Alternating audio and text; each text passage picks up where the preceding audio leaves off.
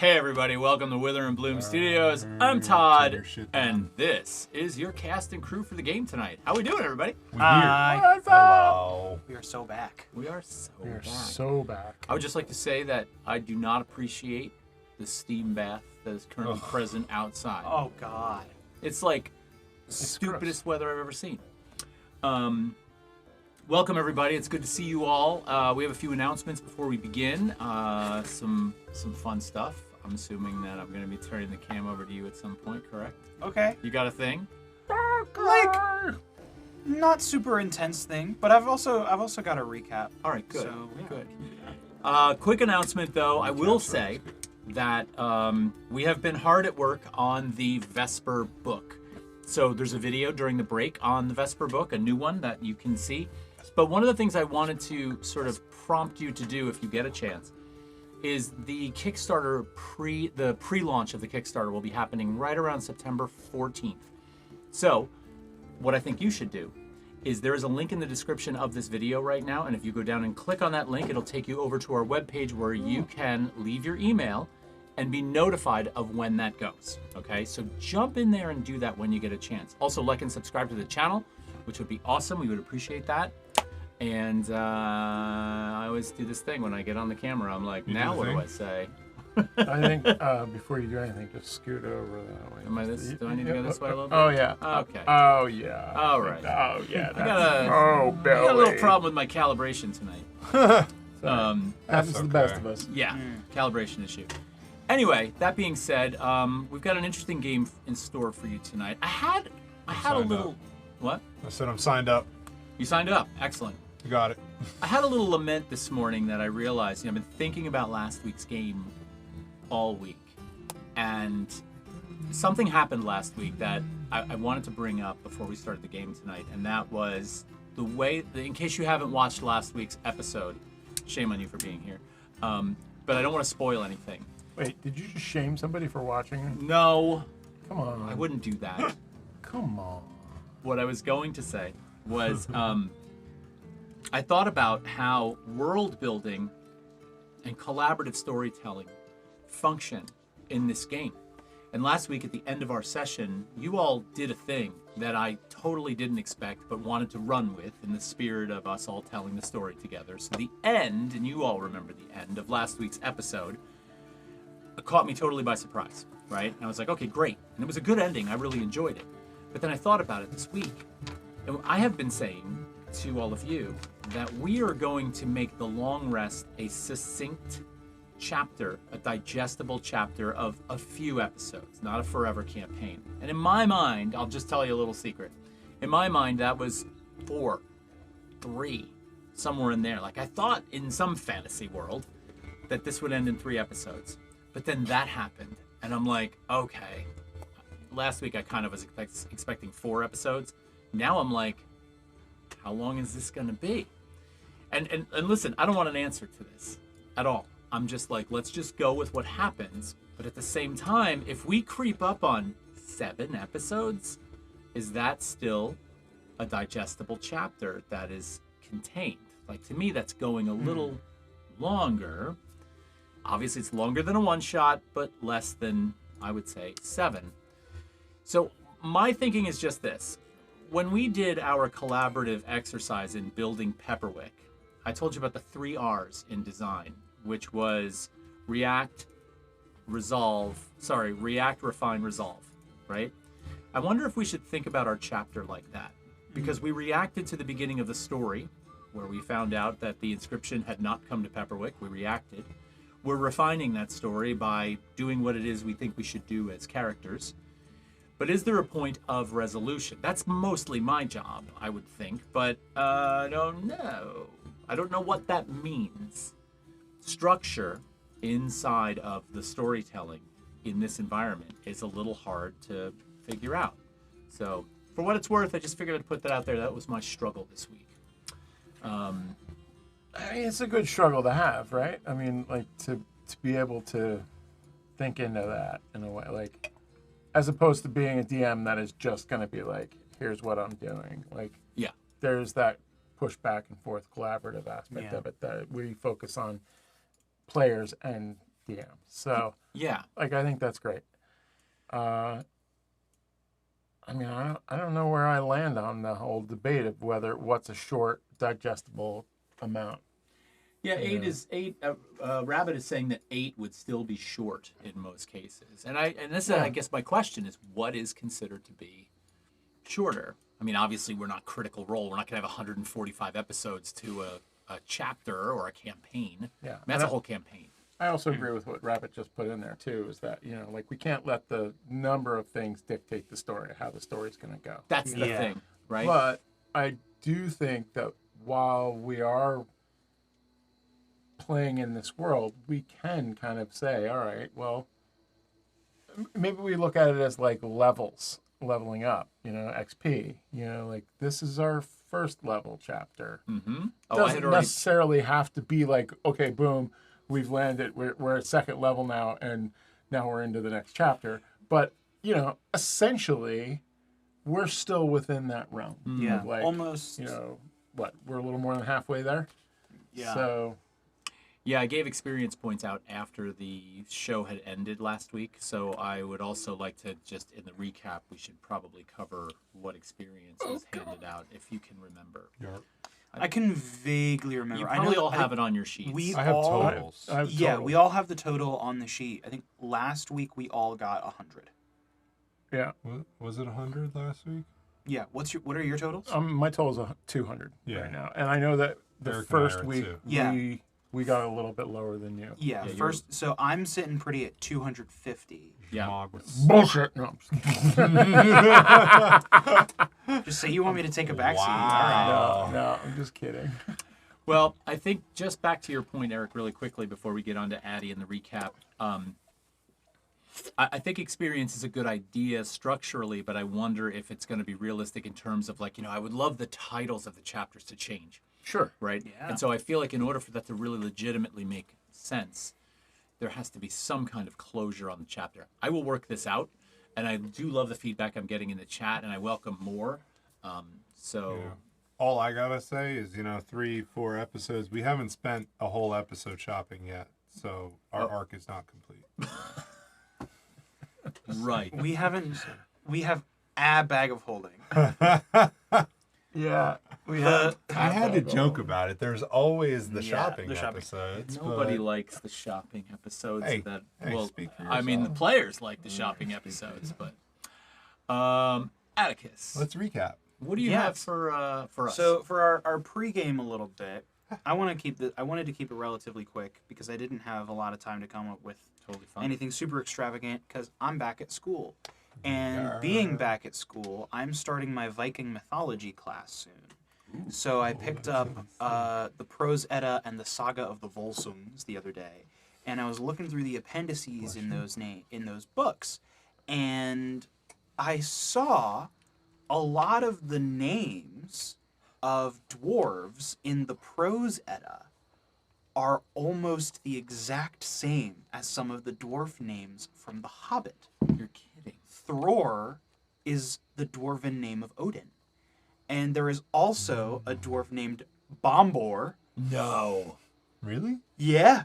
Bombor. I'm not entirely surprised because Tolkien borrowed a lot. From Exactly. these things. Yeah, and it from even these- says on the because I got the Penguin Classics editions of both of these books, and it says on the back of the Prose Edda, these are some of the myths that inspired J.R.R. Tolkien, and you can see it in a bunch of these different names.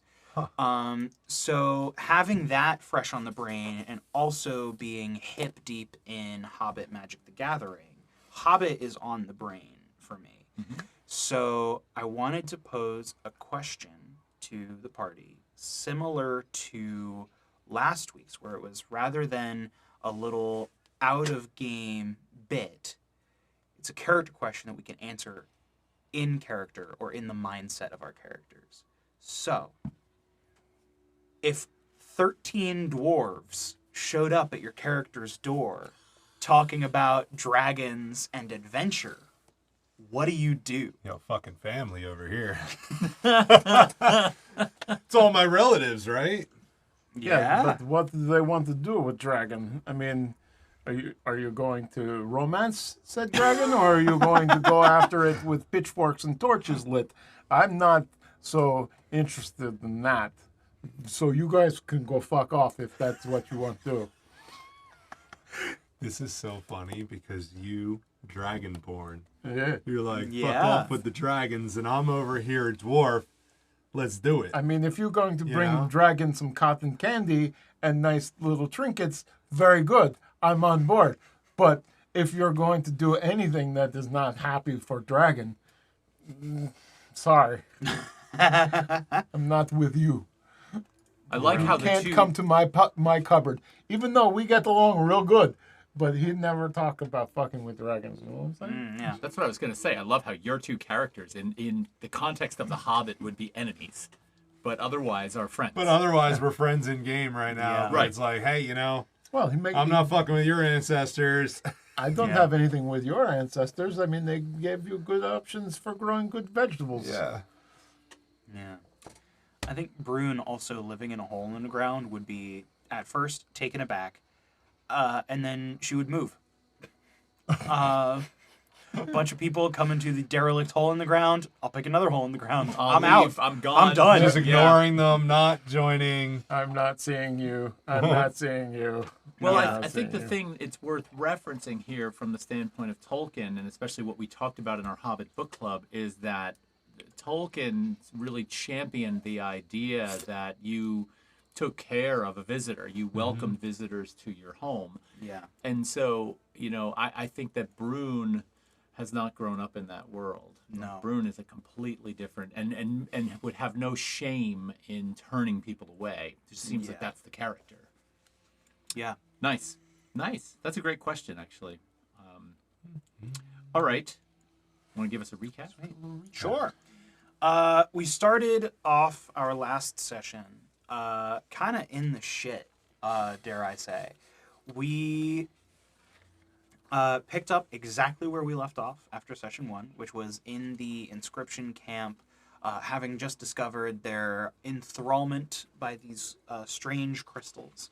And upon deigning to leave under cover of night with some of the unaffected individuals in the camp, we were put face to face with these massive elk-like spirit creatures who Fjord of the inscription referred to as the custodians.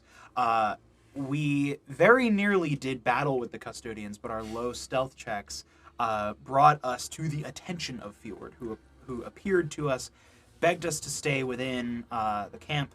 We reluctantly did so, but reconvened with our allies a mere hour or so later to sneak out a back way that Charlotte knew of. Upon sneakily vacating the camp, somehow, we mounted up onto our horses and began to make back for the village of Pepperwick. On the road, we were assailed by a flock or pack of these odd twig blight creatures, which we didn't make quick work of, but we were able to dispatch quite efficiently. We survived. Barely. Yeah, during got through which a time during which each of us got to showcase our magical prowess to the surprise of some of our characters. After defeating this combat encounter, we made our way back onto the road, beaten, bruised, and bloodied, and stumbled upon an individual by the name of Nakavo, who was a very benevolent, albeit a little bit frazzled, older gentleman who was very welcoming. He let us share his fire, and we spent the night hanging out, sharing and trading stories with him. He agreed to travel with us back to the village of Pepperwick. As it turns out, he was an inscription. He was a follower of the path of the inscription. However, he did not choose to travel in a large group, so he was unaffected by the strange magics that seem to permeate the region that we find ourselves in. He gave unto us a bag of holding, which was very exciting. That was the magic item that was rolled during our session 0 of like the starting for the party item. So that was a really fun way of getting that in. We journeyed back to Pepperwick, spoke with the stable master, and then made our way over to Mayor Posh's to give him the download on everything that we had experienced and seen. And he took our story, and halfway through telling it, we were interrupted by a man named Griffin, who is the father of Silas, the young boy that we saw on the road heading out to search for the inscription originally. And something was wrong with Silas. We raced over to Griffin and Silas's home and found him almost completely unmoving.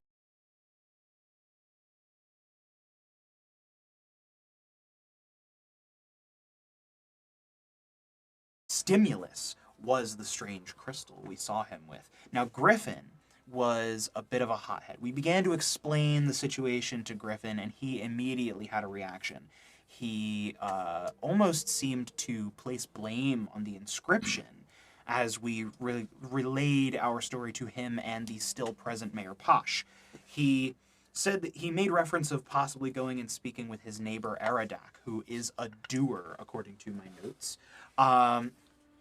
which put all of us a little bit on edge as we worried for the possibility of the possibility of a mob mentality. We maintained that our plan was to go back to that darkened grove that we saw a large downed tree in, because we made the connection that a felled tree could have been the tree on the stump where the crystals were initially found by the inscription. So that plan was interrupted by Bear's inkling of an idea to go to the tallest, thickest, and largest, oldest tree in Pepperwick to see if there was any information to be gleaned from there. And as the party made its way to said tree, we found that it was already felled, surrounded by people, and blooming with these same crystals. And that was where we ended. Beautiful. Beautiful. And you were approaching that tree at the end of last session. That we were. So this is where we pick up tonight. The party is sort of moving now swiftly down through into the valley, nearer to the lake, where this tree is surrounded by villagers that seem to be engaged somehow with these crystals. What do you want to do? How big is the crowd of people? You probably put it at no more than 20 to 25 people. Is the mayor still with us? The mayor... Or no? I don't think the mayor came with you. He The didn't go mayor with us. stayed behind. Yeah. Okay. I think upon seeing this sight, Brune immediately jumps into action and screams, "Put them down!" at the crowd, and just runs forward and is like looking at people, seeing who has crystals, taking them out of people's hands and just throwing them onto the ground, just trying to get as many people away from this site as possible. So your presence in this, your sort of overall sort of the shock, people are sort of really involved in this right now, right? There's an allure to the crystal. They're beautiful things. You come racing in and begin to grab them out of their hands and you shout, and people are startled. They turn around. Some people drop a few of them. One sort of, everybody in this town sort of resembles some kind of farmer or tradesperson. Yeah. And this one shorter, burlier, balding man turns around, and he's actually got 3 of them clutched to his chest. He's like, "Who are you? Who are you to tell us what to do?" "I'm someone who has experience with these things. They are wicked. They seem fine to me. They are corruptive. They have an influence on people. There is a young boy in town who has already fallen ill because of them. Put them down!" Sounds like, why don't you give me a persuasion check? The charismatic one. Fuck. Oh. It's only a 13. A 13? He kind of like pauses for a minute and he looks at you. He looks down at the crystals momentarily. He looks around at the crowd for a minute. And he's like, seems like someone else here is fallen pretty ill if you ask me. And he clutches him to his chest and he starts walking away. I am begging you. This is dangerous. What are you guys doing? I was just gonna kind of back up a little bit. If the old man doesn't want to listen, I mean, let him suffer the consequences. You'll be sorry. I'm going to go up to the base of the tree. Mm-hmm. Are there any other people there? Yeah, there are people around the tree. Many of them are currently looking at Brune right now, like looking at the crystals, looking at Brune, like not knowing what to do. A few are still curiously, eagerly Yeah, reaching I'm up. going to like push my way into that and like try to. How big is this tree? I know it's old. It's been around for a long time. Yeah, it's very old. It's probably close to 36 inches in diameter. Okay, so big enough for me to like kind of hug it nicely, right? Oh, and yeah. then I'm going to like kind of start at like say wherever I came up to it at like 7 o'clock on it, and I'm going to start moving counterclockwise around the tree and like kind of pushing people out of my way and saying, "You can stop touching this now. I need to feel it," and I'm going to circumspect the entire stump, and while I'm doing that, I'm going to cast Detect Magic. Okay. Ooh. All right. As you're doing that, a couple people are grumbling at you as you're pushing them out of the way. Yeah. You don't need to touch these. I was going to make earrings out of I these. don't think it's a good idea to put them that close to your head. You cast Detect Magic? Yes. What's the casting time on that? Isn't it 10 minutes? No, I think it 10. lasts. Concentration up to 10 minutes. Up to It 10 minutes. lasts 10 minutes. It's an instant. Yeah. It's an instant. One action is the casting time on that. So, almost immediately, there is this glow that begins to emanate from especially near the center of the tree stump, just begins to light up. And I need to look something up really quickly. But yes, there is obviously magic here. I wanted to get the type for you. Just give me like a few minutes. While you were doing that, I'm going to say to all the people that are around us, listen, peoples. You know, I am the honest human, the dragonborn thing, humanoids. I don't want you to touch these things. They're no good for you.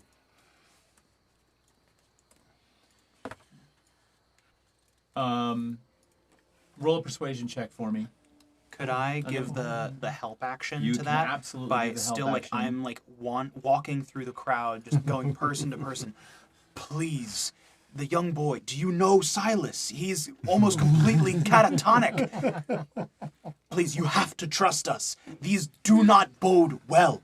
Put them back, Malchus please. essentially tells everybody to go fuck themselves with a 3. You have advantage Oh, okay, cool. from the help action. Oh, that's better. That's a 16. Better. You're still seeing a fair bit of resistance. People are starting to really feel like, these are very beautiful items. And, you're talking about, Pepperwick is a town that is really rooted in a kind of simplicity. And to have something this beautiful, alluring, and, we're not going to necessarily say it's monetarily valuable, but it has a kind of value to it. And so people are kind of like very reluctant to give them up. That being said, it is enchantment magic. If I'm seeing some of the little bit of a resistance from some of these people, they're not really listening to us and whatnot. Can I actually I want to head back into town and try to find the mayor. Okay. Kind of give him an update and see if, just give him a heads up and just be like, hey, Yeah. if I find him. Are you standing on the tree, Smoke? I'm He's like around, up. right? Yeah, like I'm kind of encircling the tree, trying to like do a counterclockwise mosh pit kind of maneuver of like circle pit. Yeah, we're all friends, but you guys stop touching this tree, because this is bad juju on these rocks. You don't want these. It's going to make your life not your own. And It's enchanted. It's not good. You don't want this. And it's a tree stump, right? Yeah, well, it looks as if the tree actually. So there's several types of tree stumps that we could find here. One would be rotted, right, and it's hollowed out in the center, and it looks like the tree just fell from it. This was a living tree. It was a healthy tree. So another option would be the tree looks like it was felled and cut by lumberjacks. So it would be a flat-topped tree. Not that either. This tree just looks like it was cracked off, as if some massive force broke the tree low down on it and pushed it to the ground. But its otherwise core is healthy. So what you have is this jagged spike of splinters that sticks up. And in the recesses of all of that, where there are some hollows, the crystals are in there. So people are reaching up into that space, but there are some big chunks of wood sticking up around them as well. Okay. And how far is the rest of the tree from the stump? Not far. It's not against the stump. It looks like when it fell, it might have either bounced or moved, but just 3 or 4 feet.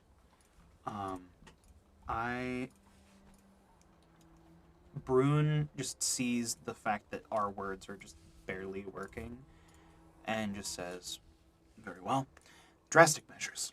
And she kind of just, she starts to follow Zmog in that kind of counterclockwise, or no, goes in the opposite direction, that kind of in a clockwise way, and is bent down on the ground with their finger tracing a runic circle all around the center, or all around the stump of the tree, and she's just kind of humming to themselves like a,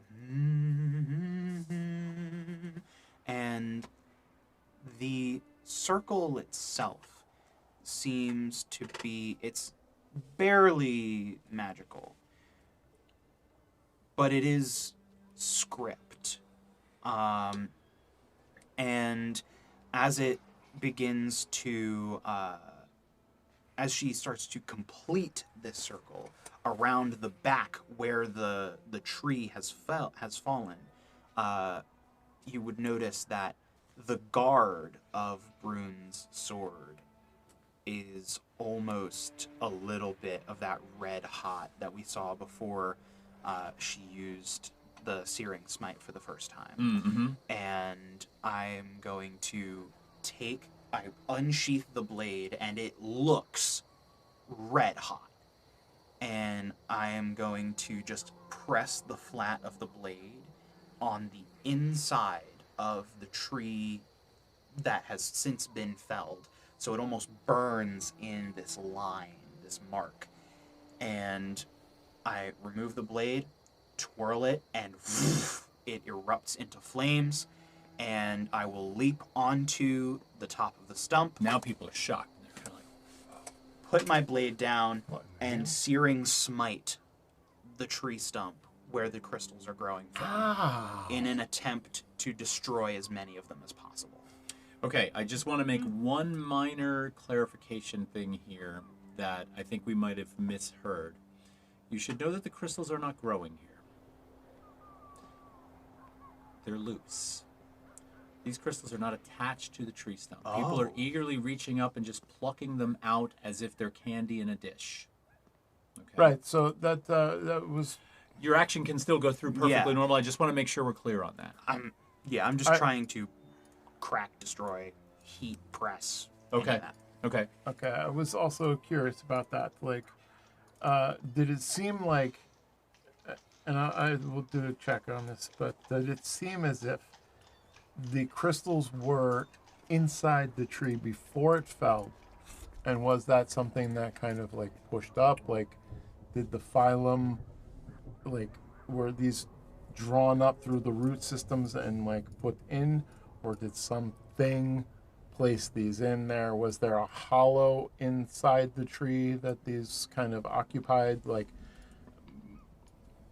what does it look like where the tree fell? Like that would be like the top of said opening hollow. I was curious, but I wanted to do like, while I still have detect magic up, kind of look at the trunk of the tree from where it fell. Sure. Why don't you roll perception or investigation, whichever you want. Did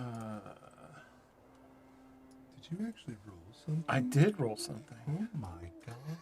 The times are changing. The gads. You said perception or investigation. Or I'm going to do a investigation. perception. So that's a 22. 22. And you know, oftentimes when I give you the choice of these two, it's not so that you can necessarily pick the better trait. Well, that's It's what so I that did. I can properly tune the response. So that I can properly tune the response. And perception is more of just a general, think of it like the 30,000 foot view Yeah. of what's going on. So your general, as you kind of look around and quickly take stock in looking for an answer to that question, two things appear. One, it seems like if you were to take the tree that had fallen and insert it back into the stump, which is about to be set on fire by Brune, it looks as if they're a perfect match almost. There is not any significant kind of hollow or space it looks like these crystals sort of emanated from. Two, the crystals are loose enough and also formed in such a way that it almost appears like they've been grown elsewhere. When a crystal is sort of pulled from its cluster, it'll oftentimes break off depending on how that structure was made. These don't appear to have any relationship with the wood of the tree. They appear to be, like I said earlier, like candy in a dish. They're sort of laying in the spots. So it's almost as if you Somebody put felled the tree and put them in there. pretty much, and now the stump is quickly catching fire because you're standing above it, sword planted in the tree, and all that heat radiating down is sort of building up now, and you can feel the flames growing around you. You're not in any imminent danger yet because it's a living tree stump, so it's not going to burn super easy, but your blade is hot, and so Yeah. it is beginning to set on fire. Is it working in the way that I would hope to intend? You're trying to destroy the crystals? I'm trying to destroy as many crystals as possible. Well, So you could say that, like, instead of it just being one boom, I'm lighting it on fire hoping to cook them. Like, I don't mind, like, just jabbing over and over and just trying to Smash crack, them? smash, oh, break. okay. Well, then Yeah. I would say, why don't you make an attack roll that will count for the whole action? Okay, that was cocked. Sure. That is actions. Oh my god. Okay. Dirty 20. A dirty 20 will definitely hit. Now, here's what we'll do. We'll assume that while you're standing there and you begin to do this, I'm going to just make a quick collective initiative roll, right? All right. It's you versus the crowd who's trying to collect these things, okay? So the crowd will roll for initiative. You will roll for initiative. all right? Great. And then I'm going to kind of have a quick little contest with you. Yeah. Who's holding the bag of Holden? Who's holding the bag of Holden? Yeah. Holden. I don't know. I think it would be you. Yeah, I got that, and I'm going to start stuffing as many of these fucking rocks into that bag of Holden as I possibly can. Okay. You start doing that. You're going to roll... Oh, Christ. What did you get? Natural 1. Oh my god, I got a 6. All right. So you begin breaking these things, and your initial strike, you do hit. Okay. So why don't you go ahead and roll damage for your sword? Yeah. I'm going to say I'm doing this two-handed, Sure. and I'll also add the searing smite damage. Oh my god, that is balls. 6 total damage. 6 total Got a damage. 4 and a 2 on a D10 and a D6. Right, but you're Fuck. striking stones with a sword, so you're Yeah. going to, sort of break them. So what I'm going to allow is a hit point each on these. So you managed to break 6 crystals. You're gathering crystals up while Brune is destroying them, and the crowd is sort of scooping them up. However, I'm going to make a roll now for how many the crowd get out of the way. I know how many crystals are here. Holy crap. Actually, can you roll initiative for me? Just to get you in this turn order real quick. 11. 11. So you're at the top. Why don't you go ahead and roll a D100 for me? There's hundreds of these things? No, but there's less than 100 of these things.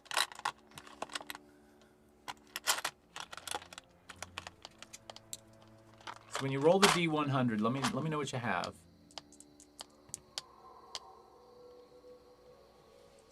60. 60. All right, we're going to half that number. So you managed to get 30 of these crystals into the bag of holding, and on the town's turn, the rest of the people glom them all up. You did destroy 6 of them, but a lot of these crystals, probably close to 40 of them, get themselves out of play. Okay? So between Zmog's bag and the town, the crystals are now all sort of cleaned up. The stump is on fire. So we took care of like 36. Yeah, a little less than half. It's better than nothing, I guess.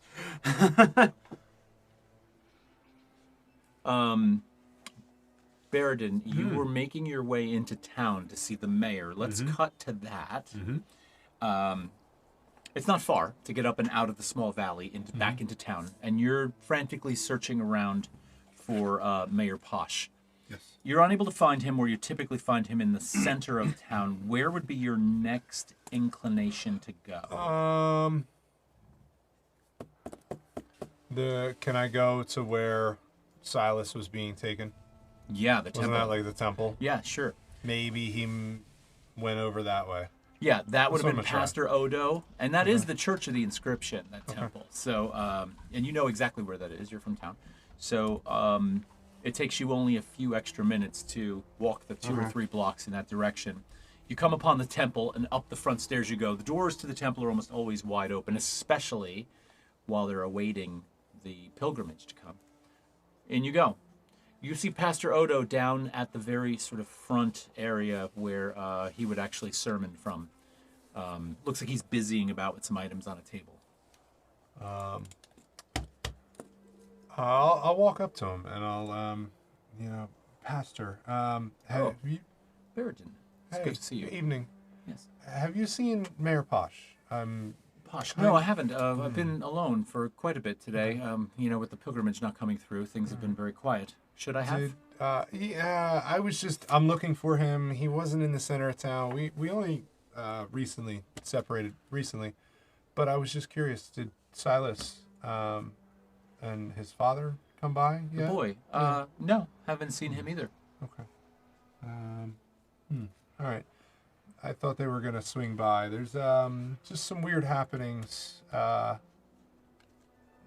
with the inscription and stuff going on. Do you have any news on that, actually? I'm curious. I was going to see Mayor Posh myself because I was worried. I know that he had sent some adventurers off to see what was going on, but... Me and, Zmog and... Oh, you went? Yeah, we were actually part of that little adventurer group, if you want to say. Are the pilgrims okay? You could say that. Yes, they are okay. Good. But they've been, I don't know how you want to put it, distracted, laywayed. They're in a camp, half a day's, 2/3 of a day journey up the road, where they should have been, a day ago, where they would have come into town. Just as a warning, we've found these crystals, and I'll give them just a brief description of these, tiger eye looking crystals. It sounds beautiful. Yes, they are beautiful, and people are drawn to them. They're attached to them. But it seems like whoever connects with these crystals or spends time around them, it affects their mind and memory. And that's why I had asked about Silas. When we left town to go look for the inscription, we had run into him up the road. He was fishing. And he had found one of these crystals, and now it just seems like he has fallen ill to these. No. And we actually just found a whole bunch of them in town. That's why I was looking for the mayor. The tree in the valley, the big, Of course. Yeah. We found more of these crystals in that location, and now the townspeople have been drawn to these things. So This is concerning. we have there's concerns, What can I do to help? It sounds like the boy needs healing. Do you know where he is? I thought his father was going to bring him over here. Maybe they got maybe they're just behind. I swore they had left their house and were on their way over here, and but maybe it's just Well, maybe soon. perhaps I can, maybe I could close up the temple and go with you.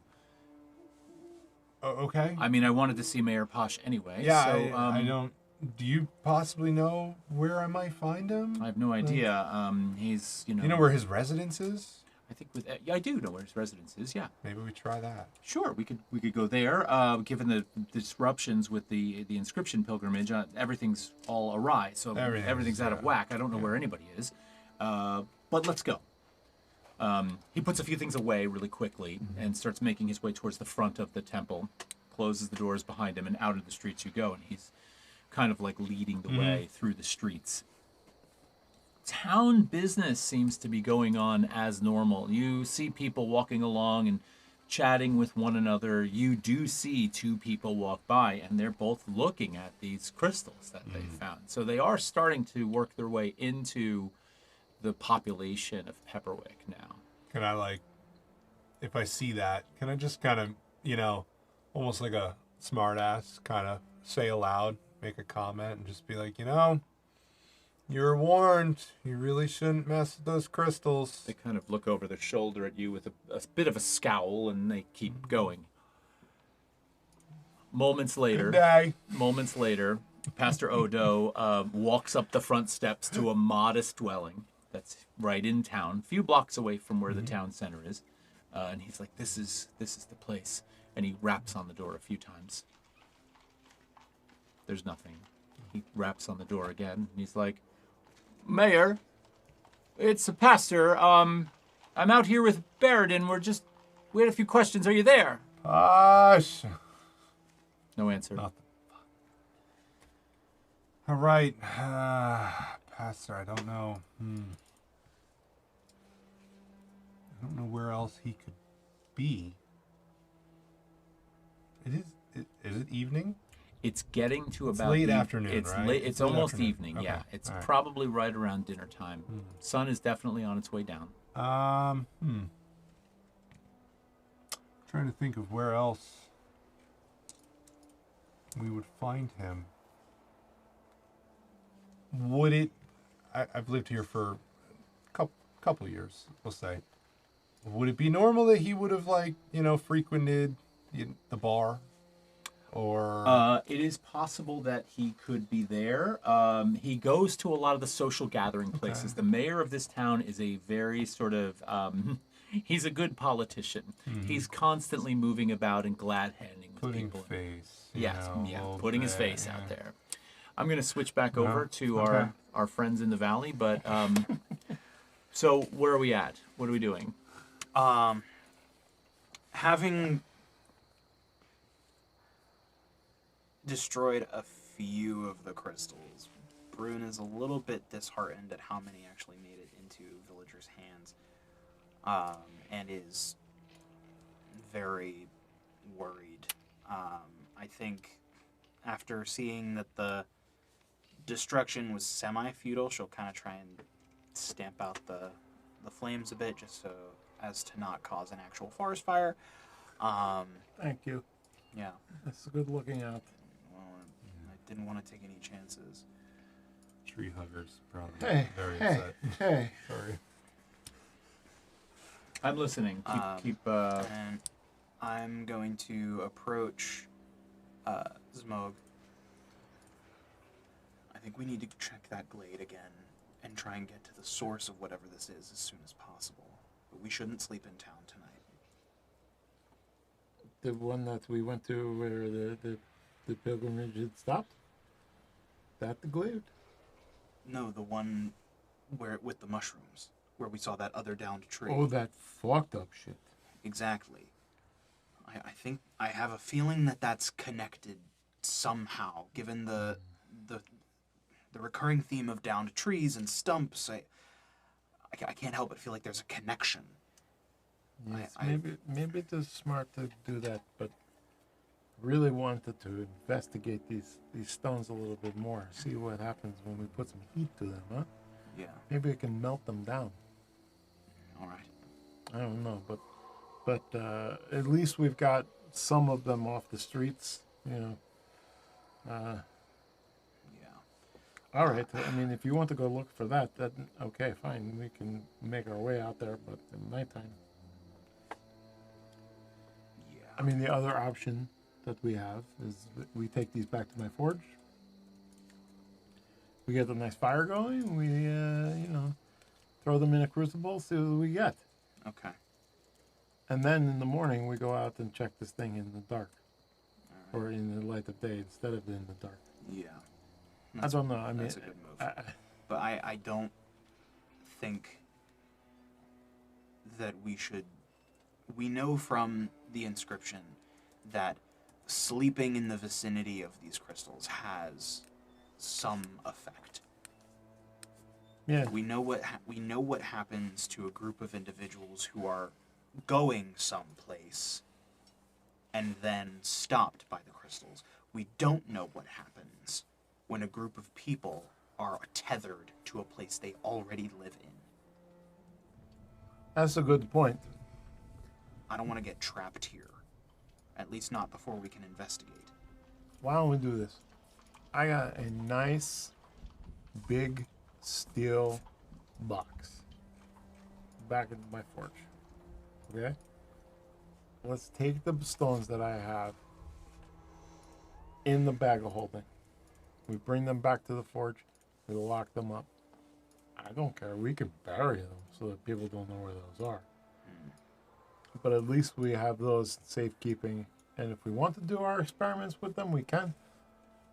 Otherwise, then we, because it seemed like when we wrapped them and we didn't make physical contact with stones, we didn't have too much of the effects, right? Indeed. So maybe the steel stone, we wrap them up with some fabric or something a little bit more persuasive, maybe some banana leaves, I don't know. And we put them into the steel box.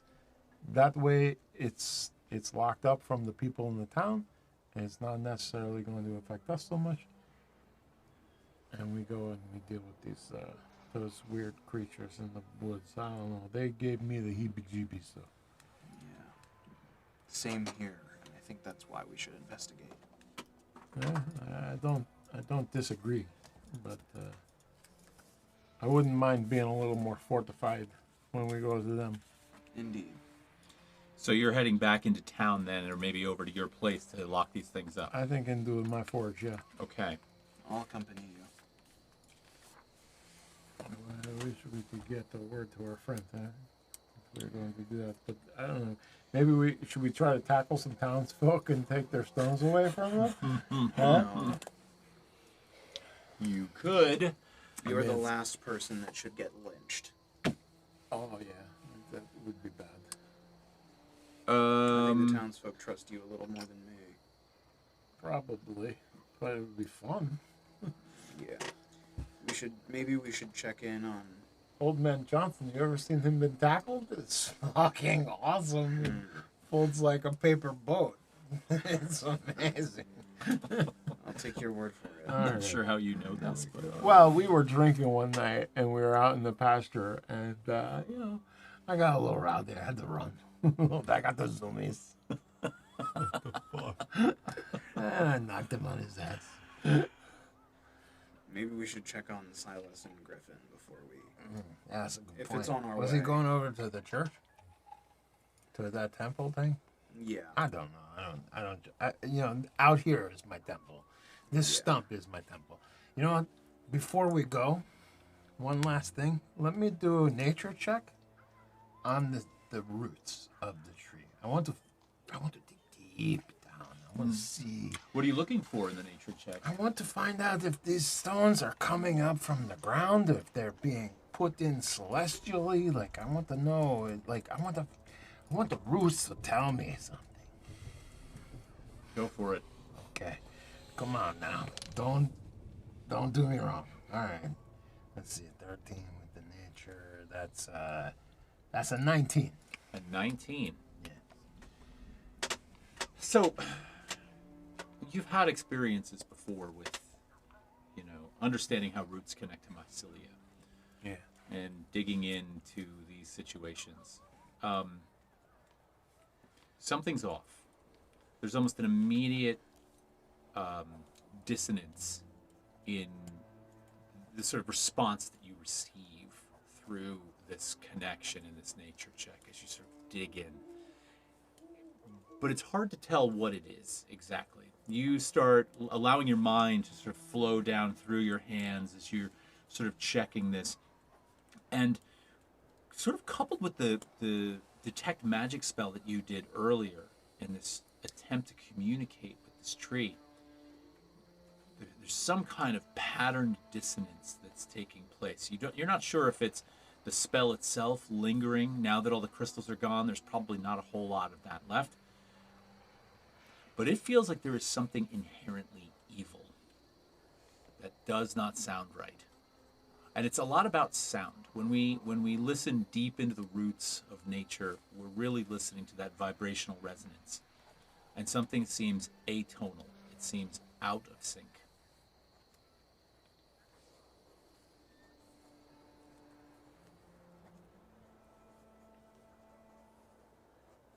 Yeah, my friends, this is not good vibes.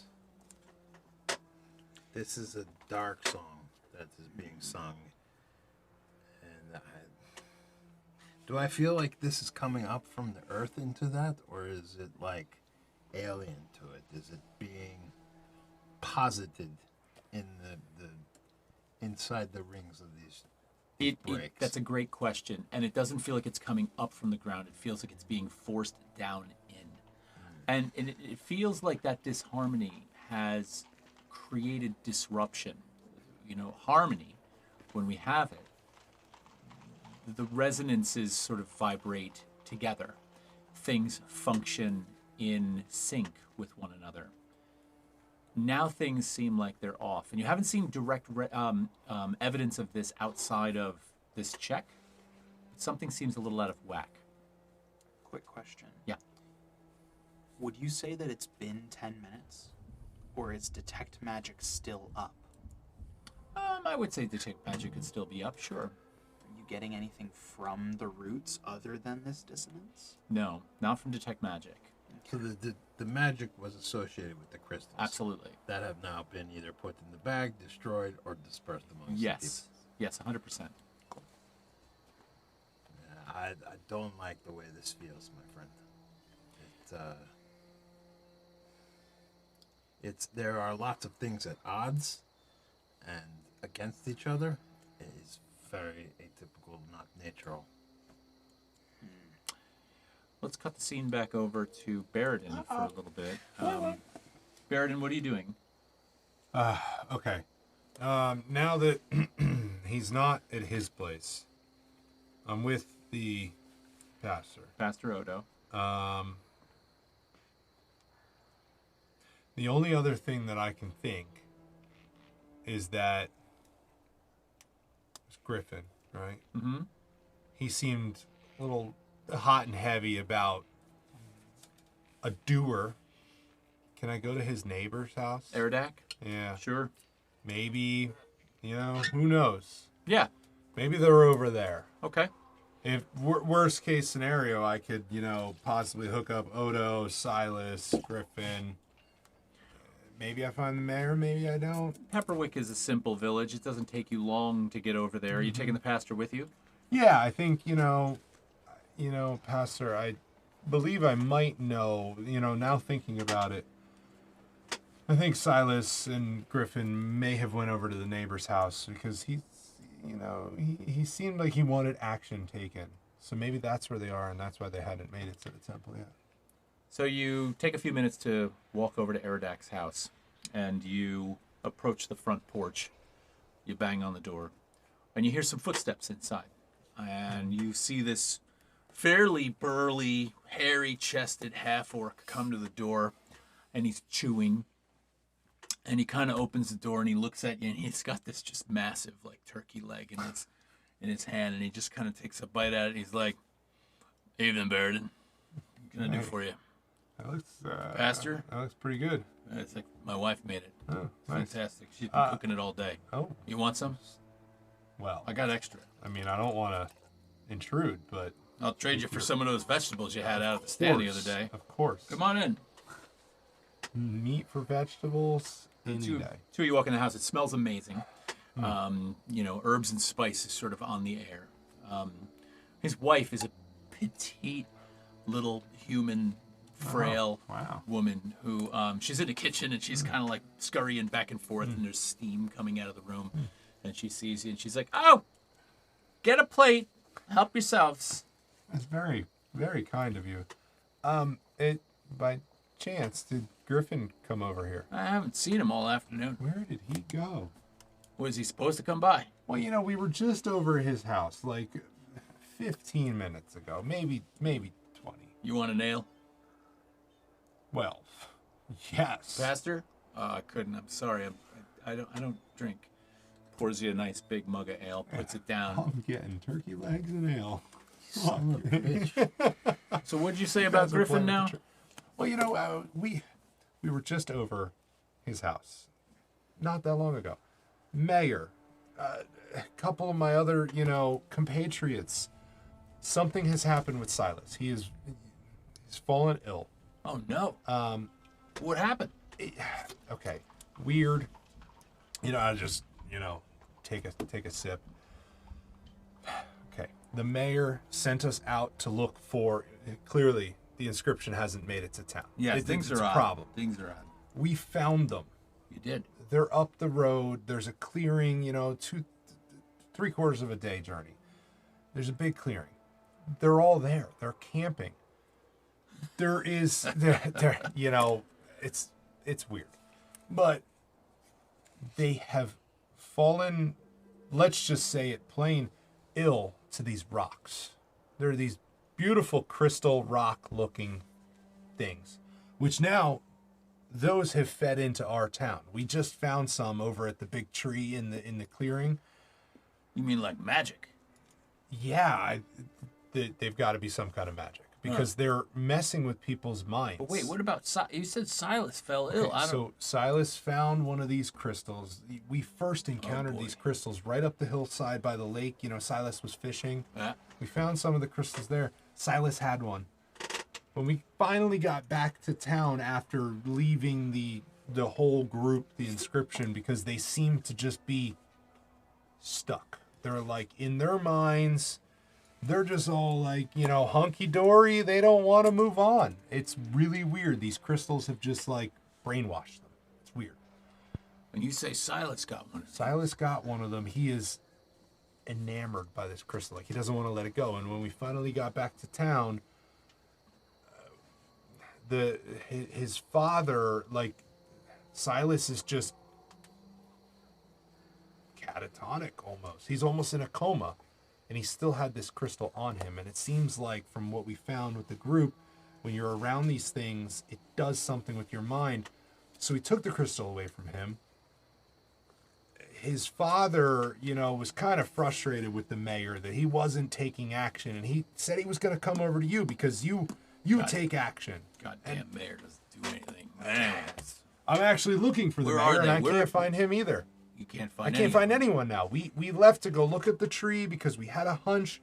The hunch was right. There's crystals in our town now. A lot of the townsfolk, they just walked off with them. We tried to warn them. It's upon us now. And I can't find the mayor. I can't find Silas. I can't find Griffin. I just grabbed the pastor because they were supposed to go over to the temple.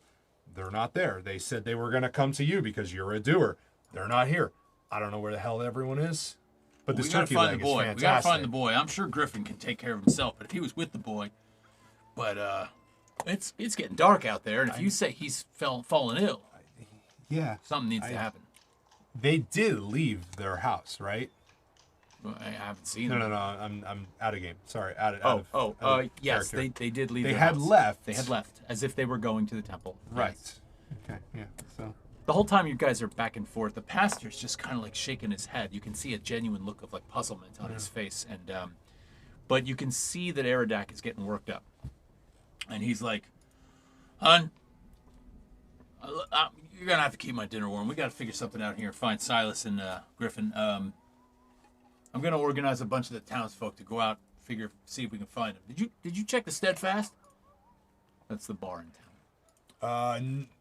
No. I mean, I don't expect Silas to be there, but Griffin hangs out there.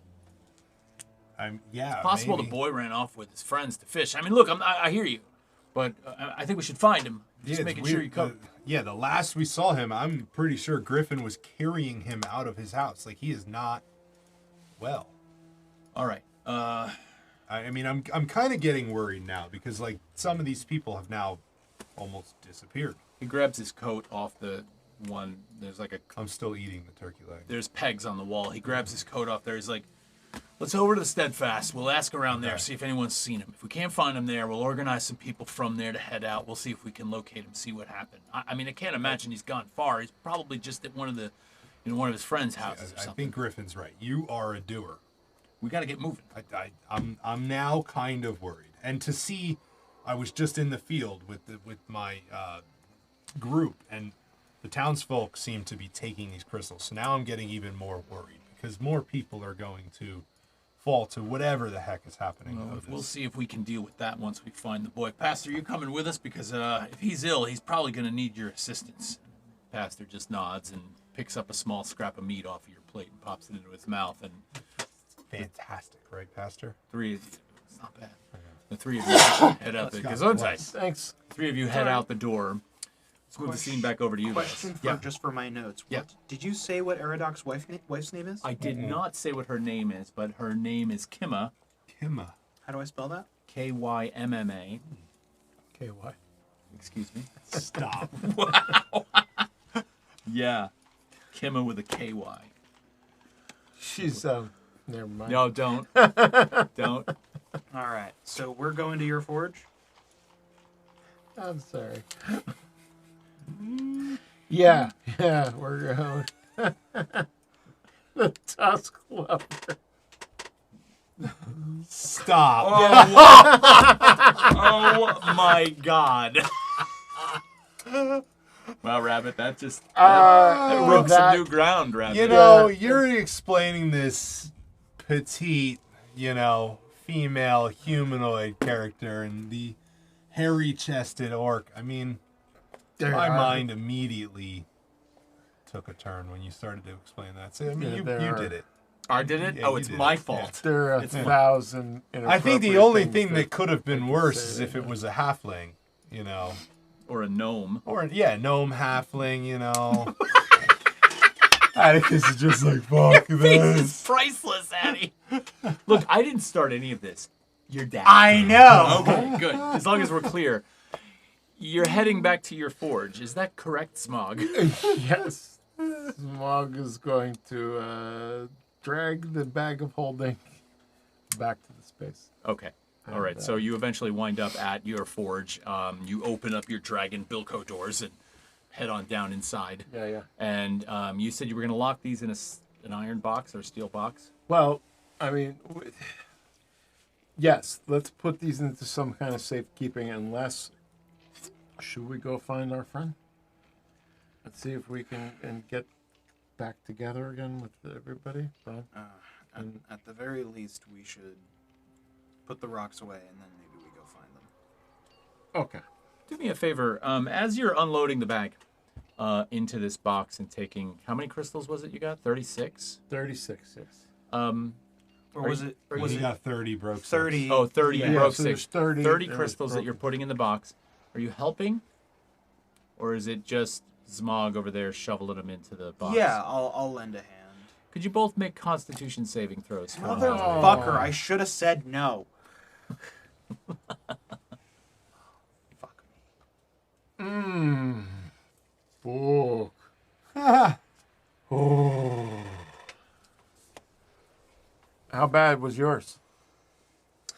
I got a 10. All right. I got a 6. Hell yeah. Thank you. Yeah, these I was two aren't- actually thinking, These like, two aren't coming out wouldn't of the I forge. maybe, and I genuinely did not say this before you even asked for a con save. I was thinking I would just dump these out of the bag. Yeah.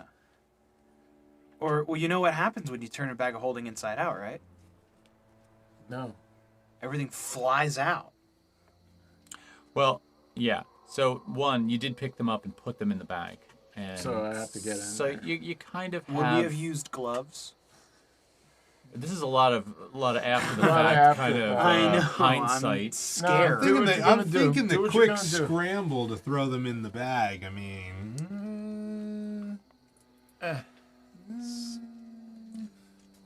Let's just say, since it's a bag of holding, things would have to be reached in and grabbed out. There's no Yeah. dumping out of a bag of holding, right? Right. So, So the con save's appropriate. yeah. Yeah. Okay. Do what you will. Yep. I'm just a quiet observer here along the Over journey. there. So you said you were putting these in there, and then what was your next move? We were gonna try and find Baradin. Baradin is currently frantically running around town, but I would say that you all know each other. You know the town well. So, any place you want to go first, or should we just decide you eventually find him? Because I think those decisions will matter. Like, where would you logically look for Baradin, knowing where he was going, or do you just want to... I'd say let's head to. Well, we knew that there was going to be something At the church. At the church. So we could check there. We could go that direction. You know, keep an eye out. Yeah. Maybe ask a few people along the way. Yeah, that's a good thing to do. Is Baradin's farm? I don't think we've established this. Like, center of town. Is my forge before Baradin's farm, or is would we pass? his You'd farm? pass Baradin's farm. And it looks closed up, right? So we would just keep going. There's no light on. Let's keep going. Yeah, it would be closed and dark for sure. Yes, let's. All right. Okay. So now you're on your way over to the temple, correct? Yeah. Okay. So I have written something down here that I wanted to reference. All right, it's not a big deal. All right, so Church of the Inscription. You eventually make yourselves, get over there, and you come up onto the front steps of this. You've been in this place before. The doors are usually open, except for at night. The doors are closed, but they're never locked. There's always access to the church. And so you open the doors, and inside there's the soft glow of, gentle candlelight sort of emanating out. It's a very warm feeling in there. It's not an enormous space. It's not like a cathedral. It's relatively small. You do see momentarily, far down in the front, the shadow form of a figure moving about sort of hastily as you enter the door. Hello. It pauses and it kind of turns and looks, and you hear this voice. Hello? Who's there? It's a woman's voice. Oh, lady, it's Smog. Smog. Smog. Yeah, man, I make the fancy things. Oh, We're looking for the priest. Eh? right. You recognize her voice at this point as she sort of comes forward into the light and sees she's coming up the center aisle of the church. This is Arabella Emmon. This is Griffin's wife. And she sees you there and she's like, have you seen Griffin and Silas? They were supposed to be home for dinner. I'm kind of pissed. We're looking for them, actually, as it were. You're looking for them. Well, Why? because our friend Baradin is with them. They were supposed to come here and seek the pastor's aid for Silas's condition. What about Silas's condition? I haven't seen them all day. He was. I was out at the fairly- market picking up stuff, so to be fair, I haven't been home. But what's wrong with Silas? What's the matter? Is he okay? To my knowledge, he's not hurt. He hasn't been damaged in any way, but he's. Just being a little weird. Well, he's a kid. He's always a little weird. Yes, but we encountered him yesterday after a fishing trip, and he had this odd crystal with him, and it seemed to be. Yeah, I saw it. Yes. You didn't touch it, did you? No, he wouldn't let me. Don't it that touch way. those. There are. Is it dangerous? Yes. Yeah. Yes. they Where are is dangerous. he now? We are trying to find him, Now I'm really worried. as are we. I'm sorry, I don't mean All to get you all up in a dander. All but that. The crux of it is that Griffin took Silas and went with Mayor Posh, supposedly to come here. They're not here. Is the pastor in? I haven't seen him. I was down looking for him. I thought, he could tell me something. Would it then be assumable that Barradin is with the pastor? I would hope so, but nobody's here now. I should head home. What were you doing here? So first of all, I had to deliver some things for tomorrow, for the sermon that's tomorrow. But I thought on the way, I would try and find Griffin and Silas if they were around, and if I, didn't run into them, I'd at least ask Mayor Odo or Pastor Odo if he had seen them. But I should go home. I'm not sure what's going on. I'm worried. Do come by the house if you find them and let me know, would you? We will. No worries, but listen, make sure you do not play with any of these stones. There were a lot of people. We found some things out in the woods away from town that seems to have kind of stopped the pilgrims in their tracks. And like we said, Silas was not looking like himself. And then the big tree that was down in the meadow, that had a bunch, and there was people all over the town that grabbed a bunch of these. So if you see somebody with them, don't fuck with it. All right, leave it be. Don't touch it. Understood. If and I will someone take it away throws from one Silas. at you, I will get it from him. yeah, you put it away. Understood. I must go. And she scurries up the aisle and out the door. Be well. She kind of nods, worried, over her shoulder. And Barradin, where are we at? We're trying to go to. You're going to the Steadfast. Yeah. All right. So you wind up walking in the front door of the tavern, and it's lively right now. I think a lot of people went there to sort of find a sense of community now that this inscription pilgrimage has not come through town. Mm-hmm. There's a general sense of worry. These crystals that have shown up, the town is starting to buzz a little bit with this current of, what's going on here. So you walk in the door. You see Clovis, who is the barkeep there that you're very familiar with. He owns the place. You see Mayor Posh, who is three people deep over at the bar with a bunch of people who seem to be asking questions, and he's kind of got his hands up in the air, and you hear him. He's like, now, don't, and you kind of hear him in conversation. There's probably a good 30 people in the tavern right now, and you begin looking around, and you see a bunch of familiar but concerned faces. Posh being one of the ones you immediately recognize. I don't happen to see Griffin in here, do I? You don't. Okay. All right. I think I'm gonna kind of beeline over to Posh. And on your way over, you do see that Charlotte and Noof and Wince are actually sitting at a table together. And they see you, and they kind of raise their mugs up. And I think I'm still gnawing on the turkey leg a little bit. They kind of give you a greeting. Yeah. So they look like they're having a good time. Okay, so over to Posh. Yeah. He sees you, and he's like, how did it go? Not well. You gotta say, is he's still with a group? He's already Can I kind of just kinda pushing. He's pull already him, kind of pushing himself away. Okay. This is when he's slightly away from them, but whatever. I don't care at this point.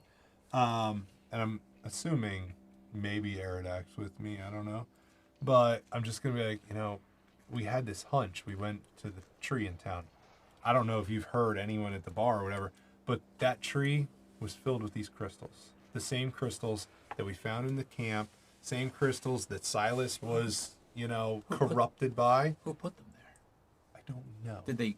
I don't understand. So, I don't know. We tried. So we got there, and it had seemed like it had happened recently because the tree was kind of surrounded by quite a few townsfolk. We tried to warn them. Brune and Zmog, they said their piece. They said, don't touch them. They're evil.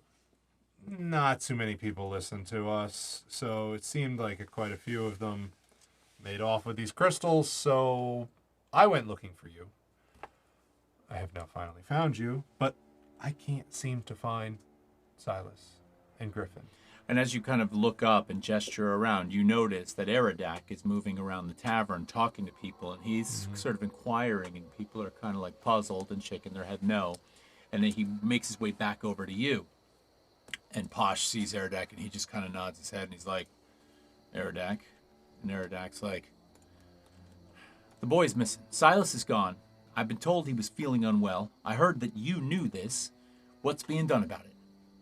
And Posh is like, well, you know, I was waiting to hear back from Baradin, and apparently we've got a problem with these crystals. And Eridak's like, wrong line of thinking. We need to find the boy. Okay, it's getting dark out there. No one seems to know where he is. He might still be just at a friend's house, and that's just fine. But I think we need to establish that. We need to turn the places out. We need to get this tavern emptied out of people looking for him right now. Forget this thing with the crystals. You got a child that's in danger. And Posh is like, understood. I'll get Clovis to make an announcement right now. And he turns away from you and goes over to the bar. Eridak looks at you and shakes his head, and he's like, this fucking guy gets on my nerves. He just ever seems to have everyone around him's best interests in mind unless they serve him. But that's a story for a different time. I just asked around the whole tavern. No one's seen Griffin or Silas. Not a trace. It's odd. It's very odd. They were supposed to be on their way over to Odo, and I started there.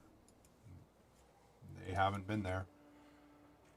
So just weird. Just out of curiosity, where would the two of you gone after the temple? Are you going to stay there, or are you moving on to the next establishment? You are aware of the Steadfast and its prominence in the town, so these are all familiar locations for you. I think I'd be looking for most of the haunts in town. You know, like the places that would be most populated. I think we'd probably get to the Steadfast really early. Yeah. Is there like a notice board? There is a notice board in town, yeah. Then I would think if anything. You want to make a big poster that says, don't play with the rocks? Well, hands off my rocks? But I think also if there is anything else of note that seems to possibly be related to the situation, maybe somebody made a listing about it. It's always worth checking the notice board. Let's go look. Okay. I will say that it's probably a little early in the event history of this thing, but I think it's worth a while check. And the notice board is right outside of the town hall where Mayor Posh keeps his office. It's a free board for people to put things up on. So you walk over to that, and this is a great question, actually, because the town's level of urgency, the town's level of alarm is starting to rise, right? The notices that are up there, if this is something you think to go to, it's probably something that you pass by infrequent, maybe put an eye on every once in a while. Totally. So there are the notices that have been up there for quite a while. There's even Smog's old weather notice up there advertising the single-pronged fork, you know, as the latest thing that you're selling. Maybe I should recycle that out, kind of out of them. Possibly. But there's another notice up there that seems to have just been hastily put up, sort of tacked askew over two other notices without regard for what's under them, and it's just scrawled across the top, and it says missing, and it says, has anyone seen Lalia?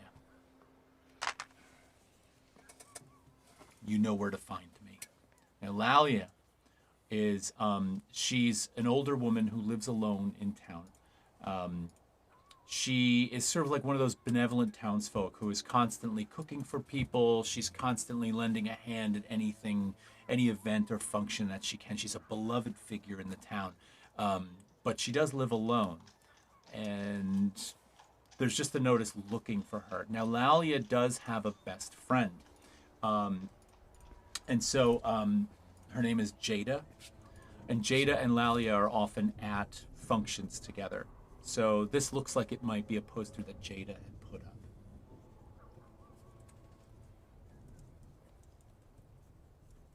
I don't know about you, but that seems a little suspect. That this looks pretty fresh. It looks pretty new. Indeed.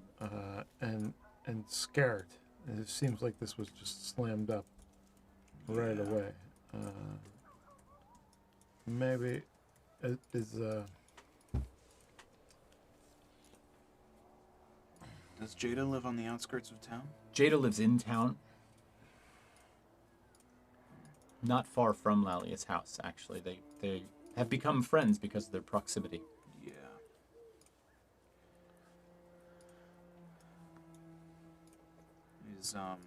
Is Jada's on the way to the Steadfast? For the sake of timing, we'll say sure. I think we should probably head to the Steadfast. It's usually packed around this time of night. Maybe someone has seen something. Maybe the drunks know what's happening, huh? Let's go. Sometimes they do. Should we stop at Jada's on the way over there? I mean, we can at least look at the door and knock and say hi and see what's up. Maybe there's a light on. I don't know. Yeah. Sure. Maybe Let's we do it. can find another lead. All right, so on the way over, you stop at Jada's house, knock on the door. You hear some footsteps on the floorboards inside. There's soft illumination coming from the place. You hear footsteps on the floor, and then you see her. She's actually not as old as Lalia. Jada's like a younger companion. I mean, and by young, I don't mean like in her 20s, but she looks like she's probably about 45, 50 or so. Lalia is much older. Lalia is probably 80 plus. So Jada opens the door and she sees all of you standing there and she's like, "Evening, can I help you? You saw my notice. Yes. Yes. That's why you're here. We wanted to ask you a few questions about it. Have you found her?" No. No, but another person in town has gone missing. A young boy by the name of Silas. I know the boy. Before she went missing, did Lalia come into the possession of any crystals? Brown with a tiger eye kind of pattern on it? I know nothing about any crystals. She left early this morning. She was going to go gather flowers down off the side. She likes the wildflower beds that are off the side of the one lake, and she went down there to collect flowers. I haven't seen her all day. I started to get worried. She's never out past dark, and she's old. I looked everywhere for her. That's where the boy was. Down by the lake? Yes. Hey, what's fishing? He mentioned flowers when he was out fishing, did he not? Oh. Yeah. I seem to remember when we asked him for directions, he mentioned them being past the wildflowers. Maybe there's something wrong with this lake. That'd be pretty freaking terrible. Well, all right. I'll tell you what. Let's go over to the bar, see if we can find Bairden, and let them know at least where we're going. Because if these people are going to these flower beds and suddenly becoming afflicted, maybe, I don't know, maybe we want to go? I mean, look, well, you're nice, like, you trust me, yeah? Do me a favor, don't touch any stones that look like that when they talked about. All right, all right. Just do me a favor. Stay away from crystals. No okay? problem, no problem. But my primary concern right now is Lalia and her well-being. So if you're going to organize a group to go out looking for her, can you please stop by and grab me? I'll happily grab a torch or a lantern and accompany you out. Okay, you stay put. We'll come back get you when something else All right, is going on. I'm really worried. So please don't let me go to bed tonight without knowing at least something. Very well. All right, so you leave there. Baradin, you're back in the Steadfast, and you see the door get thrown open, and you see Zmog and Brune come walking in as you're kind of engaged in conversation. And with that, Clovis kind of stands up in front of the bar, and he kind of like puts two fingers in his mouth and lets out a loud whistle. Is Clovis the bartender? Yeah. Awesome. He also owns the place. He lets out a loud whistle, and with that, everybody kind of like stops for a minute. You hear a couple of glasses clank, and he's just like, "Everybody, can I have your attention, please?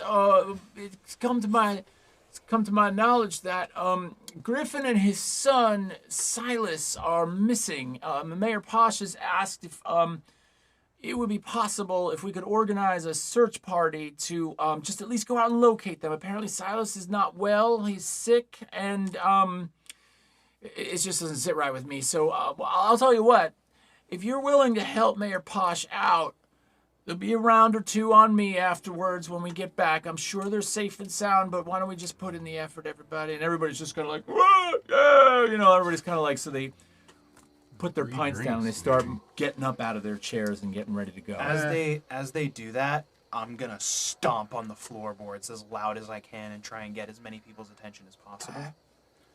Okay. Those two aren't the only ones missing. The old woman, Lalia, Everybody kind of stops and turns and looks at you. apparently went missing down by a lake near Wildflowers, which is where Silas was fishing the other day. That should be the first place we check, but be wary. There is enchantment afoot. Steel your minds. Don't touch any rocks. The brown crystals. There's a murmuring after you say rocks, but then you look and you say the brown crystals. This one guy fumbles in his pocket. He's going, "You mean like these?" Leave them behind. Don't touch it. Put it down. Wrap it up. Stick it somewhere where the sun don't shine, because you don't want that getting with your brain. I'm gonna walk up to that man, put my hand in my cloak, and say, "May I?" Roll a persuasion check.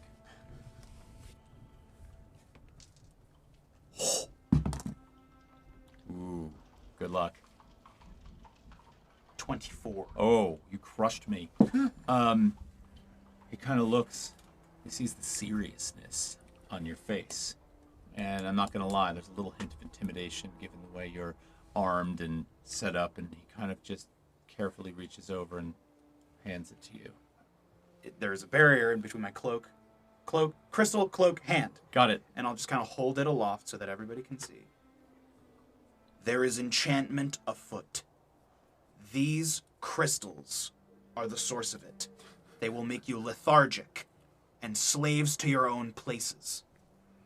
You will not be able to leave where you currently are if you are holding one of these crystals in your own hand. With your 24 persuasion roll that you just made, there's actually 4 or 5 people in the bar that kind of get up, go into their pockets, and pull their crystals out. Put them in this bag. And they come over, and they're like the whole time they've locked eye contact with you, and they actually drop them in the bag. And I'll drop that man's crystal in the bag as well. So and I'm that's gonna 5 more we got. Yeah. 5 more you got. I'm gonna put my Keep track of that number for me. Yeah. Sorry, go ahead. I'm gonna put my hand on that man's shoulder, specifically, and I'm going to say, "Your will is strong this night, my friend. Keep it so." And I'll look to the rest I'll see if there are people who are willing to go and be a part of this search party. I will look out into the crowd. Maybe stand up on a stool.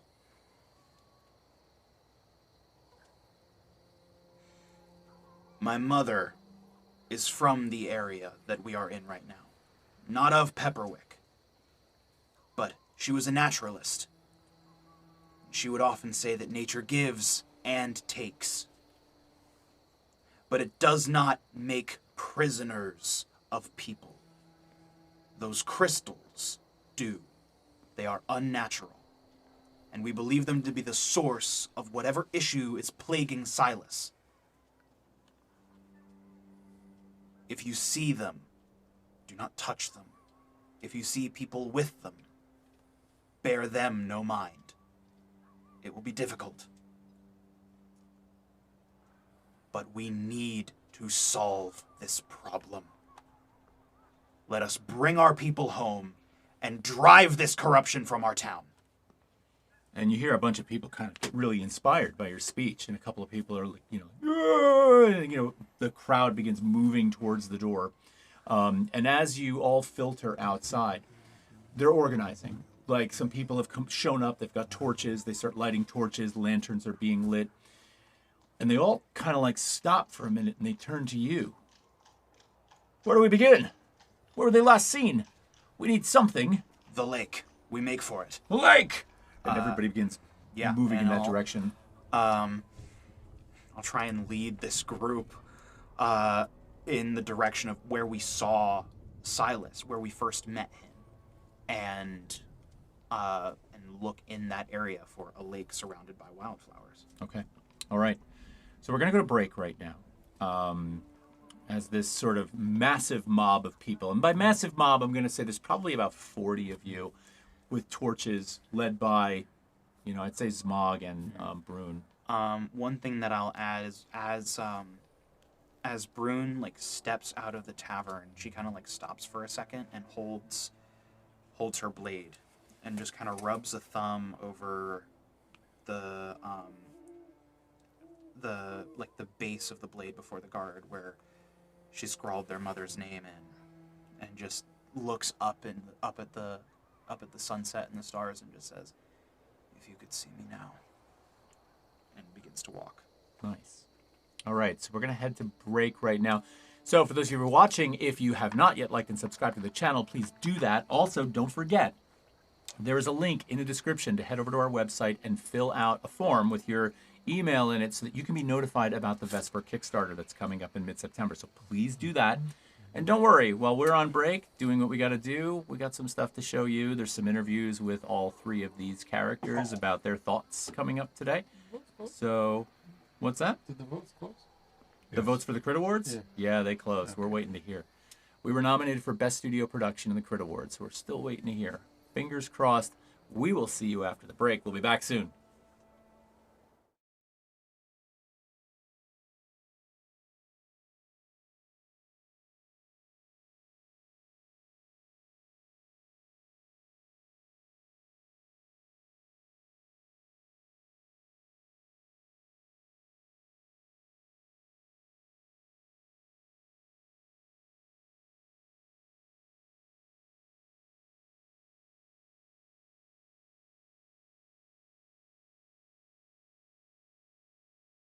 Follow page drops. In order to do that, you should sign up on our website for notifications. So there's an email form on our website. There's a link in the description of this video. If you go down there and hit that page at the bottom, fill out that form, put your email in there. And then when we launch, I will send all the details to everybody in that list first for how you can get access to the VIP status. I think it's going to be pretty cool. I have an idea of what I want to put in there. I got to run it by all the approval people first to make sure that's cool, but we're excited about this. So jump in there. Tell your friends that Vesper is coming. It's a 200+ page hardcover book, world setting for the Daggerheart ecosystem. It's going to be awesome. If you've been following us or you're part of this channel, you know this world already. You know the magic systems. You know the creation myth. You know some of the lore. And you definitely know some of the fun times we've had in this world. You can bring it to your table now too. I'm super excited about this. Get in on it early. Jump down there while we're on break and go fill out that form. Add your name to the list. I can't wait to get this to you. All right, back to the break. Hey everybody, welcome to the break, and thanks for watching our actual play tonight. I'm having a good time, and I hope you are too. So one of the things that we always talk about when we play tabletop role-playing games is we refer to this notion of the storytelling. We're telling a story collaboratively. We know this already. But one of the things that occurred to me that was really interesting is that you, the chat, as you watch along, are contributing to this. You maybe will mention something like, wow, wouldn't it be really cool if someone did this? And that actually affects our story. And so we created a system called Boons and Banes where you can contribute to the story in a more sort of formalized way. So how do you do this? Well, number one, if you want to acquire a boon or a bane, this is in-game currency that you, the viewer, can spend. You just simply super chat $5 and Saturn, our tech expert, will get in touch with you and ask you, hey, you want a boon or a bane? And he'll do that immediately. Now, we keep track of how many boons or banes you have, and they roll over from game to game. So if you don't spend it tonight, totally fine. Now, there is a menu on our website, witherandbloomstudios.com, where you can see what's available to spend your currency on. Boons help the players. Banes help me, the GM. So you might decide you want to spend a bane to give me a critical strike on a next roll. You might decide you want to get a boon so that you can get a player a healing potion or help stabilize them in combat. And the list will change regularly. So every game, we might have new things up there for you to get. There are other ways to get boons and banes. We might give one away for the next person to tell us this in the chat. You'll get a free boon. We might have predictions in our Discord. Don't forget to join our Discord. That say, you know, who's going to be the first one to go down tonight in combat? And if you guess correctly, you win a boon or a bane. So get them and participate in what's going on. It could be an opportunity for you to affect a story that's going to live on forever. Okay? Well, I hope it lives on forever. All right, anyway, we'll be back from the break soon. Consider getting Boons and Banes. Go check out that menu on Wither and Bloom Studios. And if you haven't yet, please like and subscribe. All right, we'll see you soon. So at the top of this session, when we're dealing with all this crystal stuff, Brune is very anti-crystal. She's got bad experiences with this kind of mob mentality thing that it seems to be forming in Pepperwick, and the crystals being the perceived catalyst of that is really not sitting well with her. It's starting to get a little bit close to home for Brune, so she's not a fan. Can I ask you a question? Fire away. I actually have a two-part question. So one, the viewers are going to be watching this video during the break.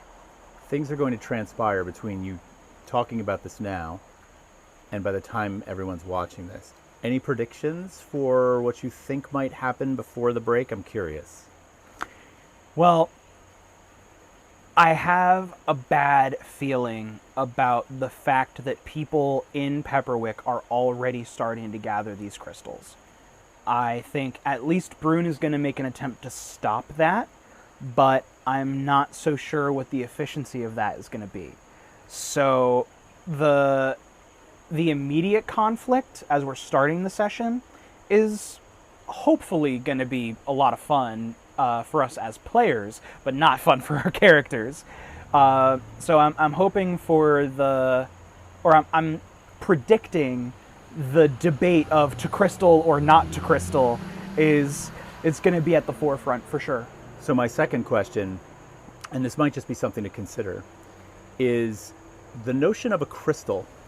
If we are more inclined to sort of the spiritual realm, we sometimes think of crystals as possessing energies, healing qualities, those sorts of things. But if you talk to someone who's a geologist, they will tell you that that's absurd, because a crystal, in any form, crystallization is the very act of something becoming inert or immobile, like the freezing of molecules. So it is, and what's odd to me, or what's interesting to me, is you as Earth Genasi is a living form of Earth in a dialogue with a crystal that is itself in conflict with this idea of life versus total lack thereof. Yeah. And so I think inherently, Brune might have a deep-seated resentment to the crystal as a form, because it's always heralded as being this thing that has a force in it, and it's you who has the force in them. Yeah. Which is interesting. Any thoughts on that? That is an angle that I hadn't quite considered, but that's really, really cool. I think possibly that underlying animosity for these objects can absolutely find a home in the fact that the lethargy they inspire is the direct antithesis of my existence as a being. So, yeah. Oh, wow, that's really cool. Nice. Yeah.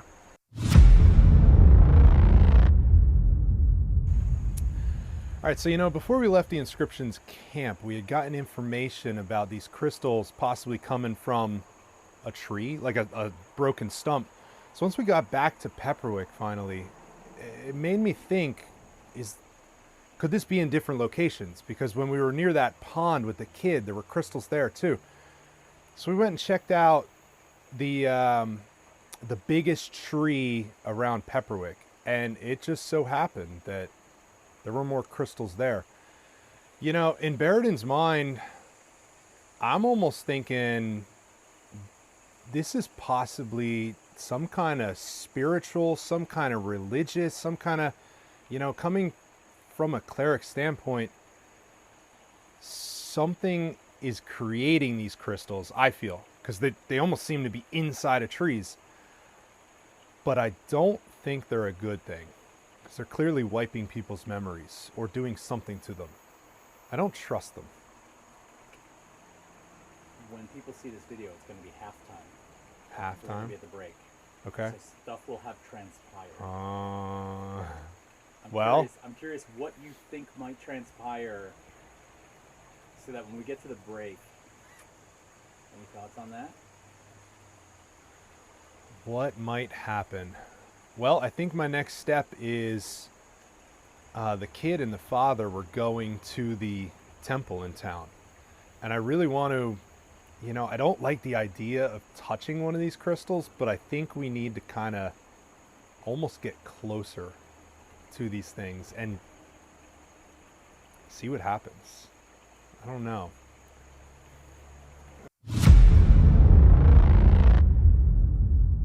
So Smug is not trusting of these stones.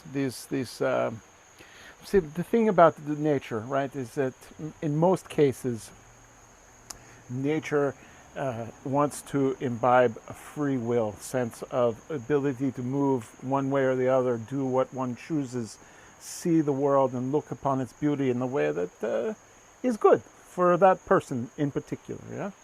So I do not trust the fact that these stones keep people in one place or have an overarching way of diminishing that free will. It seems to go against the nature of the world. For me, I don't know about for others, but I'm not trusting these things, and I don't like it. I don't like it.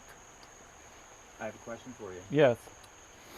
By the time we see this video on the break, Yeah. things will have transpired. Mm. Any predictions for what might happen before the break?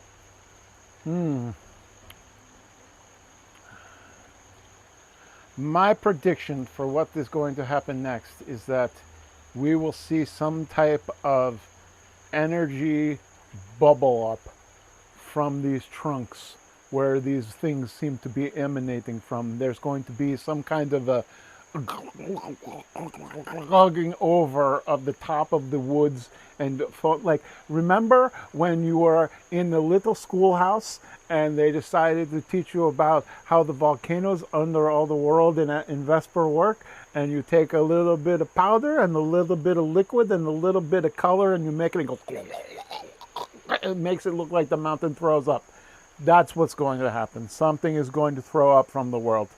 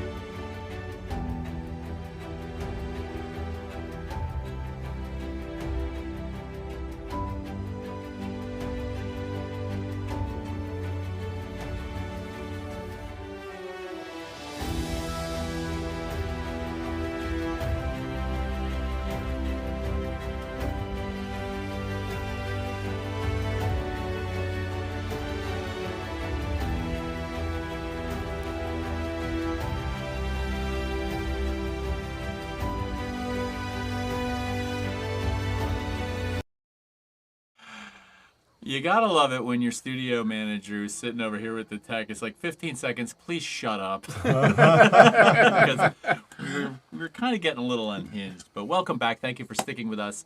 Where were we? You guys were leading out into the field with the group. We were going, we were headed off. Yeah, we had just gotten to the place where we had met Silas and trying to get to or we had just left. You were leaving the to tavern. The flowers. Yeah. You were heading down into the valley where the lake is, where the tree has been felled, where the two geysers are and the two islands that are in the middle of the lake. And so, yeah, you begin to work your way down into... Now, it's dark, so everyone's carrying torches, and you are working your way down there. So let's see. First of all, I will point out that you do notice, as you're working your way down, that on the edge of the lake, there are one or two small glowing lights. And you notice that there are tents there, like pilgrimage tents that you're used to from the Inscription pilgrimage. Not like it normally is on this weekend when there's hundreds of them, or probably close to 100 of them. There's 2 or 3. We should check that out. Let's go investigate, yeah? Maybe it's, One's our buddy, probably. yeah, Nakavo. Gabo. Macavo. Nakavo. Let's check just to be safe. Okay. And the first one that you're sort of approaching, and don't get me wrong, you've got a crowd of 40 people, and Yeah. they're all talking. Some of them are actually occasionally yelling out, like, Silas! Griffin! Lalia! You know, like they're yelling the names. Yeah. And with that, you do see the first tent that you're approaching, the tent flap flies open, and you see a figure come out, and this figure's got a familiar kind of posture, shirtless, wearing a pair of like linen tattered shorts, and he comes out and he kind of like looks around and he's like, "What's happening out here?" A boy we knew. "Oh, Brune, Hi. what's going on?" A boy we knew has gone missing, as well as his father. no. He had interacted with these strange crystals. We're trying to find him, as well as an older woman by the name of Lalia, who went missing today. "Oh well, let me get some shoes on, and I'll join you if I can be of assistance. I'd certainly help out." Thank you. An extra set of eyes is always welcome. So he kind of disappears for a few minutes, and then you guys all keep moving, and you're looking about. Now, let's talk about specifically, I mean, I know we're looking for Silas, Griffin, and Lalia, but let's talk about specifically how we do it, okay? So we can kind of come up with a plan. I'd like for you to be able to roll on these things, but this is a very large group of people, okay? So did you want to check out other tents first? Did you want to look, you said you wanted to look for flower beds. Did you want to visit the tree? Like, give me something more specific. I wanted to check where we met Silas and follow the directions he gave us to go to that specific lake. So you're actually, okay, so that's actually a pretty good distance out of town, right? So let me try and redefine the lay of the land for you. Right outside of Pepperwick, you have to remember Pepperwick sits down in this valley, right? And it sits up on the edge of that valley. The road radiates around the circumference of the valley and heads out of town, which is the road you took to go looking for the pilgrimage people, right? Along that curvature around the valley, as you leave town, you look down into the bowl, this grassy bowl of the remaining valley, and there's a lake down there, right? And that lake has the 2 islands in it with the 2 geysers, and we see that open field, right? But Silas, the boy, when you met him, he was really far down the road out of town, right? He wasn't fishing in that lake. There are other ponds that are less known further down the road. So you could go that way, but that's going to take you at least an hour's travel. Yeah. And it's getting late now? Well, it is dark. I would say that you're probably now that you've been looking for a little while, probably pushing like 9 o'clock. Okay. Look, I got an idea. How about we start here, we divide ourselves in half. You guys go that way around the lake, and we go that way around the lake. And let's just search the perimeter, take a look. Sad to say, the realistic thing is that sometimes people fall in the lake. If they had a hard time and they don't know how to swim, it's not pretty. I'm not saying it's a nice thing, but it's a reality, So maybe we just check that first. We do a perimeter sweep around the lake. Yeah. What do you guys think? I like it. I think I'll relay that to the rest of the group and say, if we don't find anything here tonight, tomorrow morning, we venture out to the pond that Silas told us about, where he found the crystal. Mhm. We check there. Okay. So you begin working your way with the rest of the group. You kind of organize, and you actually send the parties out in both directions to kind of move around the lake to create this sweep. Doter, Swoon, and Nuvis, the three moons that circle Vesper, are out, and there is a soft illumination in the sky. So you're able to see reflection on the lake. Every once in a while, that one of the geysers pops off. You can hear it and see the white spray up into the sky. And even though you have torches and lanterns, you're able to navigate, pretty well with just moonlight because of the way, So around the lake you go. Everybody let's roll a group survival check. Oh boy. Just to kind of see how well you Gonna roll the black die. pay attention and navigate. Ooh. Is somebody rolling well tonight? Well, it's a hit or miss. It's over a here. 25. Wow. 19. 18. Oh, okay. Great group check. Excellent. I forgot to guide myself. Oh. Don't think you need to. Same. As you begin to get around the far circumference of the lake, there's a section of this lake that is there's a strip of land that is sandwiched between the lake and the higher road that's leading out of town. While you're on that road, when you were leaving the other day, had you sort of fallen off the edge of the road, you would have slid down a hill and landed in this area.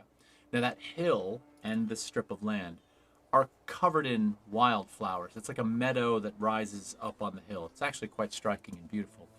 This is the area that Laelia would have been looking if Jada gave the right directions.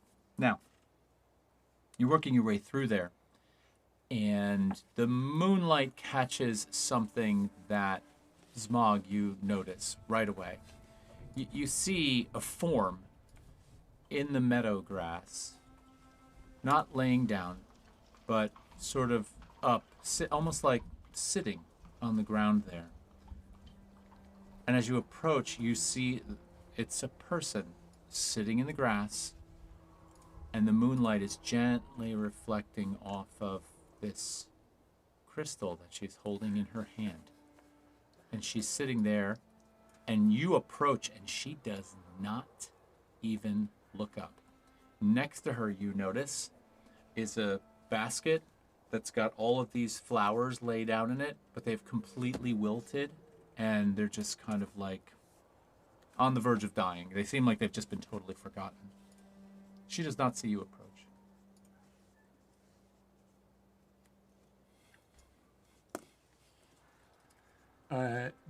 Am I approaching her from behind or ahead? Kind of up on the side a On the little side, bit. Like yeah. you're coming up beside her. She So- should see you. It's fairly obvious to me that this is our friend Layla. Yes. Lalia. Yeah, now that I think it because it's Lalia, definitely.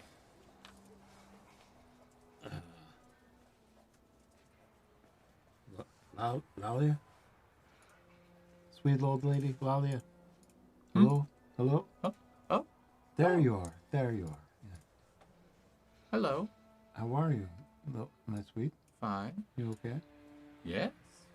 Jada was very worried about you. She said you had gone off a long time ago and you were looking for flowers. And look right next to you.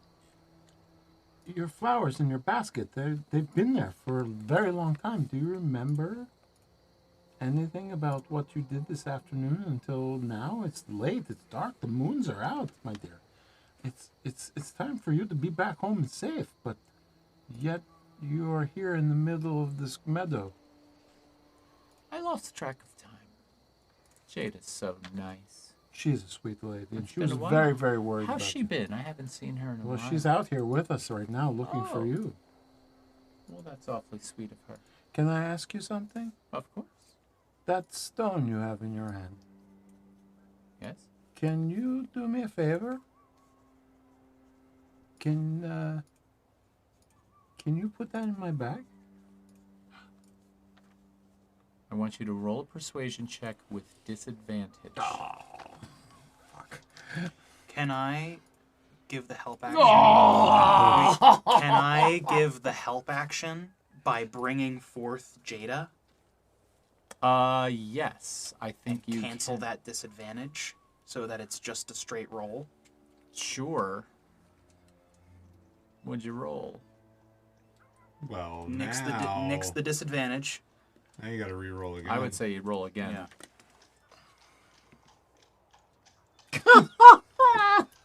What? What was it?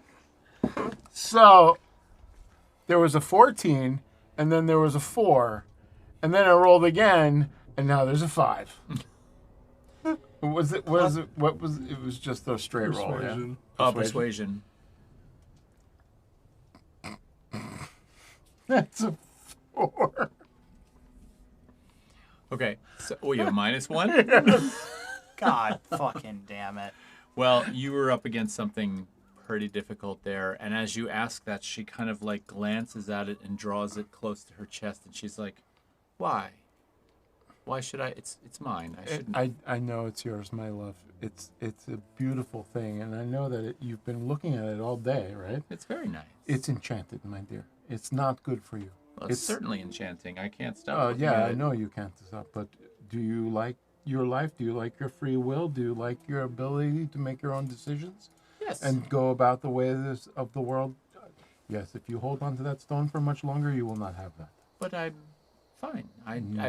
I feel fine. My dear, how old are you? 82. 82, and you're out in the middle of the night. Do you do that often? Aren't the moons beautiful? They are beautiful, and I love them so very much. The way that I am so deeply tethered to them and their spiritual illuminations. But my dear, this is not normal for you. What you do. I agree. I should probably go home and go to bed. You're right. Can I just hold that stone for you to safekeep I it? thought we already established that that was a no. I'm trying. You rolled poorly. Come again? Yeah. I did roll for it. Having brought Now Jada's Jada. Jada's there. coming over, I'll look to Jada and say, does she seem off? She seems really off. Maybe we just quietly take her home and put her to bed. It might be better that way. Yo, this I old like lady that is gonna idea. be stiff as fuck. Jada look. Yeah, right. Jada sort of looks back at you and says, "What's the story with the crystal? Why does your friend want it so badly?" Well, it's not that we want it. We don't want anyone to have them. They are enchanted. He says, "What's causing her to be strange?" Yes. If prolonged exposure to them leaves you with a sense of lethargy, it's what Silas had with him. He couldn't stop looking at it, and then he just stopped talking to anybody. It's the source of the sickness. I'm supposed to go over in the morning. I can try and get it away from her if you want. Let's get her home and get her to bed, and I can try and get it from her. If you can, She trusts me. if you can, get there and take it before she wakes up. Make sure that Or she before doesn't. she goes to bed. Make sure that she doesn't get a full night of sleep with it nearby. That may also have an influence, Okay, I can do that. I appreciate that. of course. And thank you. And so she kind of reaches out and takes Lelia's arm, and she's like, "Come on, let's go home and go to bed." I'm gonna go up to Jada and really quickly whisper in her ear. Before you go, don't touch the stone with your bare hands. Understood. Okay, so you're going to continue on this search, is that right? You know, I think if we haven't already made the full roundabout of the lake, You're kind of on the last bit, but you're coming around. let's at least finish out looking at the lake and then maybe send everybody home. yeah, I think maybe before we send them home, maybe we do a quick sweep of the town really quick. You know, let's someone go back to Griffin's house. Maybe we check the temple again. Yeah. Just a couple, like, it just seems weird. It's weird that, you know, I'm glad we found Lalia. But it would be weird, I think, if they were out here. Yeah. I don't know. Let's address everybody, and I'll find like a rock, and I'll look at the search party and say, we've got one of three. Let's search the town, check their common haunts. If all else fails, go home. We'll get up at the crack of dawn and find them. We have one lead, but let's get some rest first. Eridac's like, I don't like this. Neither do I don't like this one bit. I'll go up to Eridak. I imagine that him being a half-orc and me being also like 7-ish feet tall, we're about the same height. So I'll just kind of go up to him and say, I mislike it as well, but we can't ask people to walk an hour down the road in the middle of the night. What was it you said about those folks that were supposed to be here on the inscription? Similarly to what happened in town, they found a felled tree trunk that was full of these crystals. Everybody in the camp took them, and then they were, in essence, nothing but complacent. They couldn't leave that area. They didn't want to. They had completely forgotten about their pilgrimage, their lives. The one man, Fjord, have you met him? Fjord. Doesn't ring a bell. He's a lively fellow, a traveler, a good man. He couldn't remember the name of his hometown. Good God. All right. Let's make the sweep of the town, and we'll see what we can find out. Okay. All right. So you gather the group. You make your way back up into town. And there's one main artery through town, and there's a couple of side roads that radiate off to, little groups of houses. And then there are the dirt roads that kind of lead off into some of the fields and pastures that are down in the valley that, you have your farm in, and so on and so forth. Are there any specific things you want to look at right now, or should I just have you make one more group survival check? I think we would probably search their houses. Search the house, right? Or Yeah, at I least think I want to circle back check their to the Houses. house. Temple. To house. search which house? Griffin's Griffin's house. Silas' Check house. Griffin's house. Okay. Check. I mean, if it's the neighbor, maybe we just double check Eridak's house. Yeah. Because he Maybe was supposed to be going over there. I want to circle back to the tree, and I want to see if the part of the tree that has been felled is gone. So the tree is right in the area that you've been Yeah. when you were circling the lake. And Oh, the, cool. the downed tree is still there. Okay. That's still laying there. All right, so you get back to Griffin's house, and Arabella's there, and she kind of comes rushing to the front door, and she's like, I noticed that everybody in town had thinned out. Were you out looking? Yes. Are they here? No, they're not here. Fuck. Okay. Here's what's going to happen. I didn't want to leave the house because I figured if they came home, I'd miss them. That's good. You staying here and being present should they return is the best thing that you could possibly do. I can't. I just can't gather my thoughts or my wits. I'm so worried. Do this. Get some rest tonight. At the crack of dawn, we're reassembling the search party. You don't understand. I'm not going to be able to rest tonight, but I appreciate your sentiment.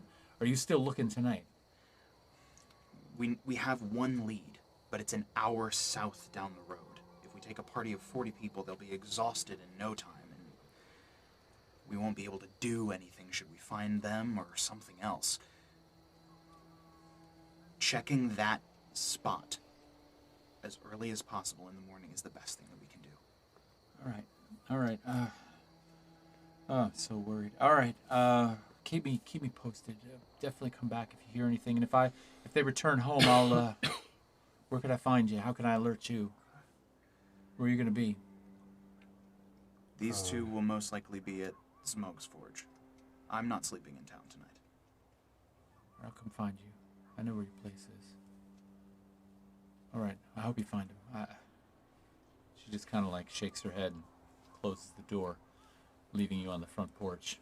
Well, the rest of the group is still walking through town, and you hear the intermittent shouts for people yelling for Silas and for Griffin. Where do you want to look? Do you want to look? I want to. The last place that I want to go before, last two places I want to go before we go back to my forge, would be to check the church, the temple, see if anybody came back there, and then maybe go past the bar, grab a nightcap, and then move over to my forge because there's something that I want to check out with these things. But maybe you give me a hint. Yeah, of course. I don't want to do it alone with those things. In the nightcap. Yeah. Now we're I talking. figure you We're would, talking. you know, it's not the first time you and I've had Yeah. a late night drink together. So, temple. Temple. All right. Do me a favor. I want you to roll a group survival check one more time. Guidance. Guidance. That's a dirty 20.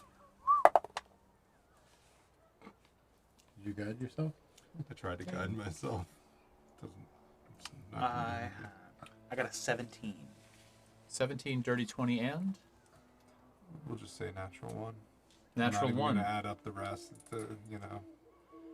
Oh, you got a negative 4? No, but okay. I said guidance, so here, let's fucking figure it out. I 7, What do you add to your survival? 4, 2. It's a natural one. It doesn't matter. Fair. I play a natural one as a natural one. I don't care what the modifier is. Fair enough. I will say that, not much reveals itself. Even though you both rolled high, nothing reveals itself as giving a hint to the whereabouts of these two. So you spend some time at the temple. Pastor Odo has actually sort of retired to the temple, realizing that you're probably going to look again in the morning. Nikavo has also gone back to his tent. A lot of the villagers have gone back to their homes. So things have kind of calmed down a little bit. You wanted to head over to the Steadfast for a nightcap. Is that happening? Mm-hmm. Okay. That's where my mind is. Okay. Yeah. When you walk in the door, Clovis sees you and nods, and there's 8 or 10 other people in the place. It's starting to get late. Clovis looks at you and he's like, "Round's on me. That's what I promised. Appreciate you looking. I know you didn't find anything out. Frankly, kind of I worried. found Dahlia. I appreciate that, but Poor old lady. I'm frankly kind of most worried about the boy." As are many of us. Did Charlotte come out on the party with us? Sure. She would have come out. I was just curious. I didn't know if she had stayed back at the bar. The bar pretty much emptied. Yeah. Like everybody in there was either interested in getting a free drink or, certainly interested in the common cause of finding the missing kid or the missing old lady. I'll look to Clovis and just say, well, we found one of the 3, and that discovery confirms the crystals are the culprit. She had one and was fully enthralled by it. Yeah. Wait, who are you saying this to? Clovis, because we were just talking with him. Yeah, and Clovis kind of says, he's like, I seen 5 or 6 of them in here before. You guys all came in. I saw you collecting them. But ever since they showed up, I heard that they were down in the valley, and people were pulling them out of a tree. But When was this? earlier today. Earlier He's today. talking about the same event. Right. He's like, I haven't seen any of the strange behavior you're talking about, though, which is odd. Takes a little bit of time, we think. Okay.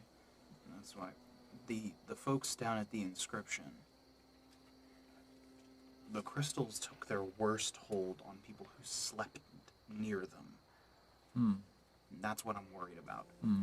Maybe we'll all wake up in the morning and half the town doesn't want to leave their houses. Or they all go missing. Exactly.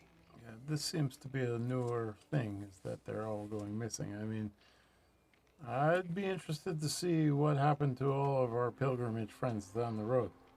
Maybe they went missing too. But Maybe.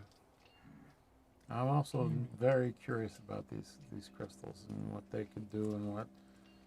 I don't know. I think we should try to learn as much as we can about them. You know, maybe see what we can do to Mm-hmm. hurt them. Agreed. Anybody up for a little late night experimentation? I have Yeah. a bit of a trek to get home. But Okay, you go to your hole. That's fine. Go to your hole. Go to your hole. Go to your hole. You don't want to stay together, maybe? I don't want to sleep in town. Well, the forge is outside of town. Some. There's lots of stones there, though. That's what I think Fine. what bothers them. I'll be back. Okay. All right. So are we breaking up And the I little? think, to be honest with you, I don't think it's a bad idea for one of us that knows how fucked up these things are to not be there in case something we unlock makes us like those old people.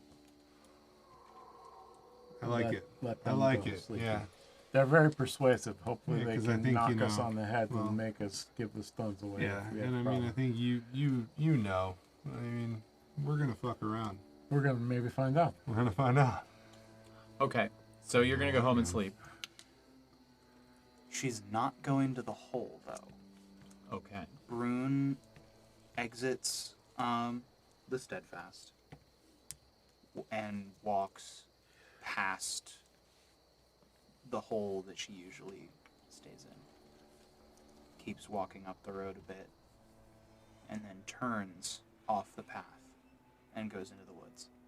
And she walks for about 30-40 minutes Ooh. until she comes across this very familiar, old, seemingly somewhat dilapidated cottage that has been abandoned and left to the elements for the better part of a year now.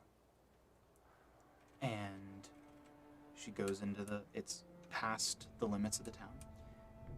She enters it, takes in the familiar sights, and starts going through their mother's things.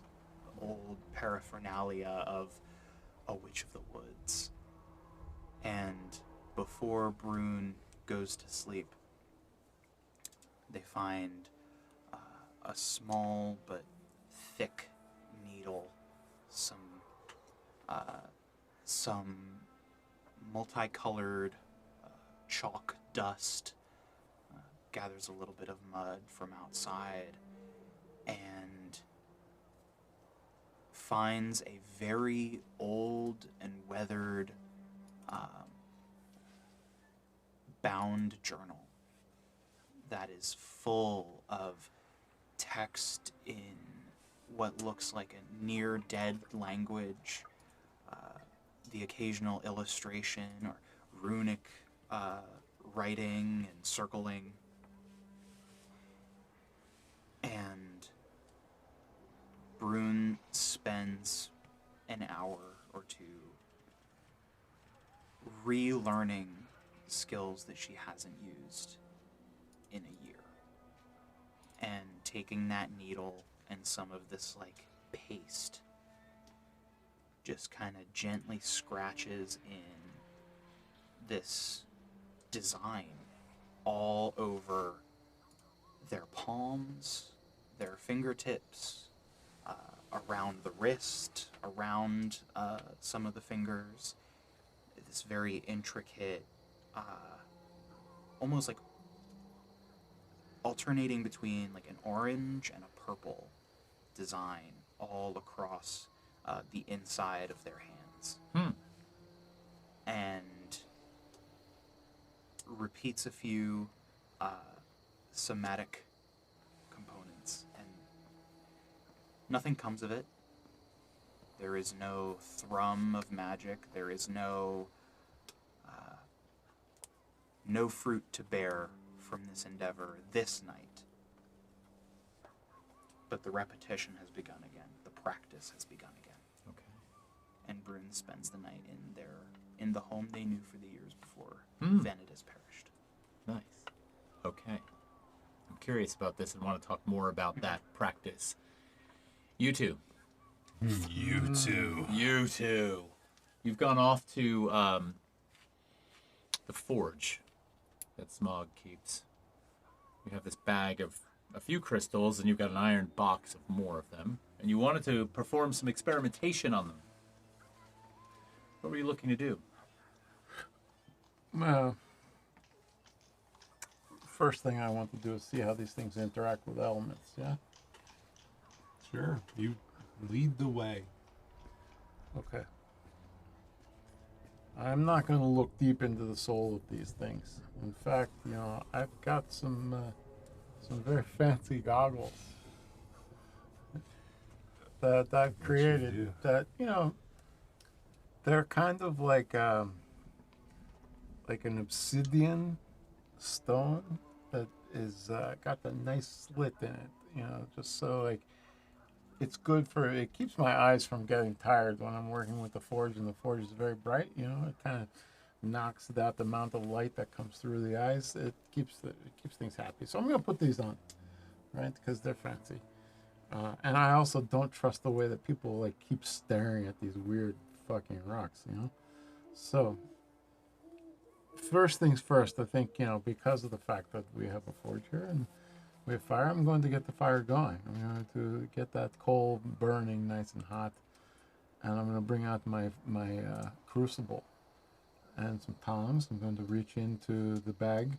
We still have the ones that are locked up in the steel box, but the ones that are in the bag, I want to go in with the tongs and pull those out and start to put those into the crucible.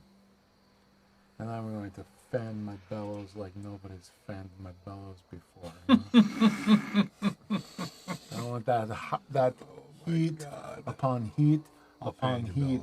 I want it white hot to see, because I know, ore definitely gets molten faster than stone, and these are crystals, so who knows? But I want to see what happens when we apply some extreme heat to these things.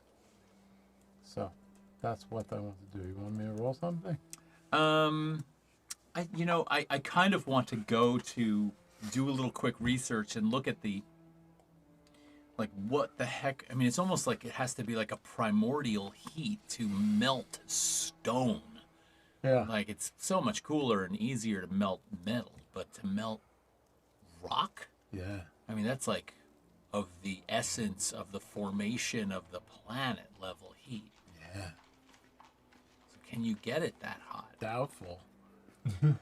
Well, I'm glad you went there. I mean, even as a dragonborn who's used to forging and kind of has an understanding of this stuff would probably know. I don't really expect to melt these things down to make You're like just a really slag trying or to slurry. you're trying to superheat I want them. to see what happens when we apply this heat. I want to see if there's some kind of weakness. Like, mainly what I'm thinking is, like, what happens when we get this nice and hot and we throw it in some water? Is it going to fissure? Is it going to crack? Is it going to change itself in any way, shape, or form? Is it going to open up something? That's where I'm going with that. Okay. So you superheat this thing. And the thing about a heated crystal like this, especially one without any kind of like inherent, what's the word I'm looking like ferrous quality to it, it does not turn a color. If anything else, it might just have a whiteness to it. Maybe it does become irradiated, like it feels like it's heated that way. But you get it to this absolute, like, you can tell now, you've been fanning it for a while, it's not going above where you currently have it. So you've got this thing heated. It's illuminated to some degree from the heat. And you said you wanted to throw it in water? Yeah. You watch out. It's gonna get hot. Something's gonna happen. I'll tell you what. I kind of like playing this game in that, we're both makers and we understand how these materials work, right? As real people, we understand that. So I know that you probably have the knowledge to tell me 3 or 4 different things you could probably do with this thing.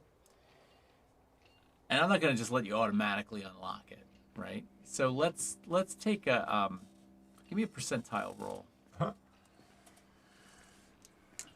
luck. And I'm going to let you make the percentile roll over several suggestions. Okay? Okay. Each suggestion has a different number for what you need to unlock something. Okay. 34. 34. So you take this first crystal and you thrust it into a quenching bucket. And as it's going in, it immediately kind of goes as it's going into the water. And you just see it shatter into dust. And the dust almost dissolves into the bucket. And for a moment, the bucket glows like, and it's gone. Crystal disappears. You learn nothing. Well, that was interesting. Okay. But it's gone.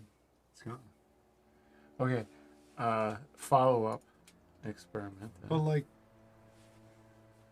gone. Well, that Or was just this is what my follow-up question is about. Huh? So I got a bucket with crystal dust in it. I'm going to take some linen and lay it out into another bucket and put some paper on top of that. And then I'm going to pour slowly the water through this to see if this actually made this disappear or if there's remnants, if we've created a dust, something, I don't know, maybe we party with this stuff, huh? wow. It's a bad idea. So you do Bump of the fucking. there's a significant crystal? pile of residue that appears on the top of this thing as you pour it through your homemade filtration system. And the dust has the sort of color and reflective quality of the gold brown shimmer. But the pieces are small, not so small that you'd want to snort them up your nose to party. But there's certainly Says who? now, huh? Says who? Says who? There's certainly now a different quality. You could imagine yourself using them for something, using this dust for Well, something. it's the question that I have now is this more are folks more susceptible to be influenced by this when it is broken down? Is there less of an effect? Is there more of an effect? Is it more easily assimilated? Right now, you know nothing because you have this dust, but you haven't really. All right, I'm going to fold up the paper around this dust to keep it contained, huh? Okay. Into the steel box. Okay. Another one? Wait, what else are we gonna do? What else? Tried to put it into an ingot. Yeah, but we can't melt it.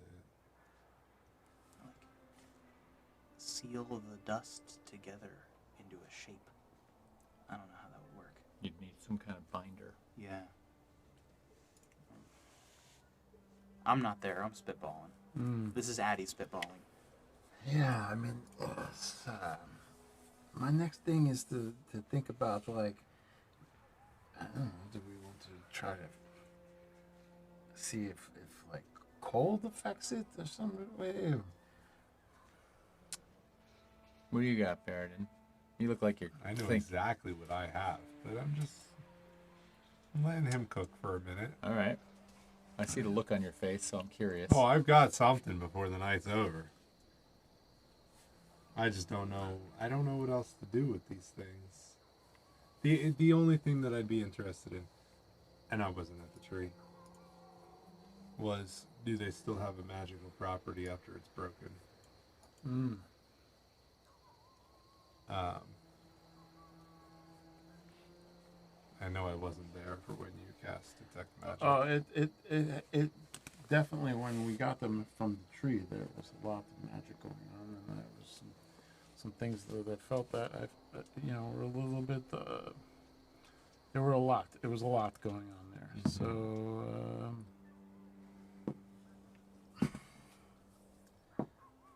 But anyway, I'm gonna take another one of these. Still got my goggles on. I'm going to grab it out of the bag with the tongs.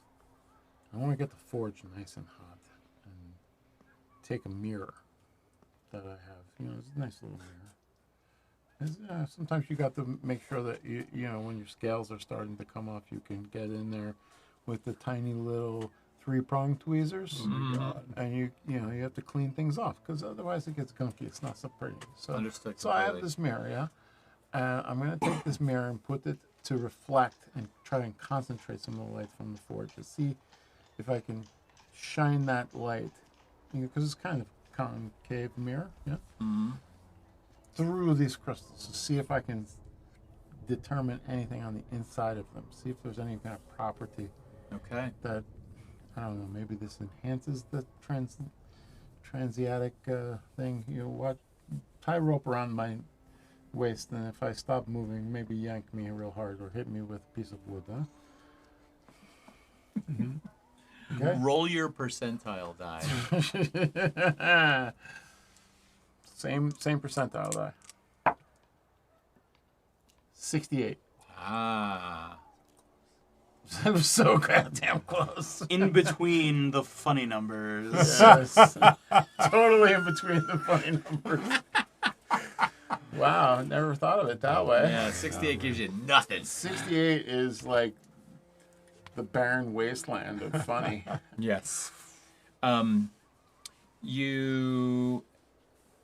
get this thing superheated this time. And again, it's got this illumination. And that's probably what kind of clued you into what you wanted to do this time. Is you saw how bright it held the heat as light. So you get this mirror out and you shine it for a moment through it. And in that moment, you swear you see a silhouette of a humanoid figure kind of move and turn its head, but it could have been anything.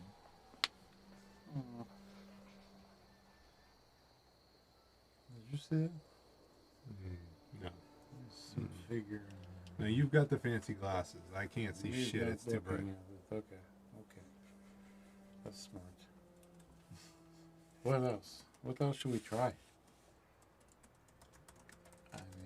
All right, I'm going to pick one more up with the tongs. Okay. And I'm going to put it on my anvil. And I'm going to take out the hammer that I have. That I don't use this very much when I forge, but you know me, I like to make things that are not always the most logical things, You? right? So it's kind of like pickaxe. It has a flat side, but you know how Maddox has one flat side, it's horizontal, the other side goes out to the pick? Yeah, this one, it goes vertical. And the pick is curled up into like a little bun. It's very pretty. That sounds beautiful. It's got this really nice twist to it, but I'm gonna get this thing and hang it and cold. We're gonna do this cold. No heat on it. Right? Okay. I'm just gonna put this thing on. Watch your eyes. This could be bad.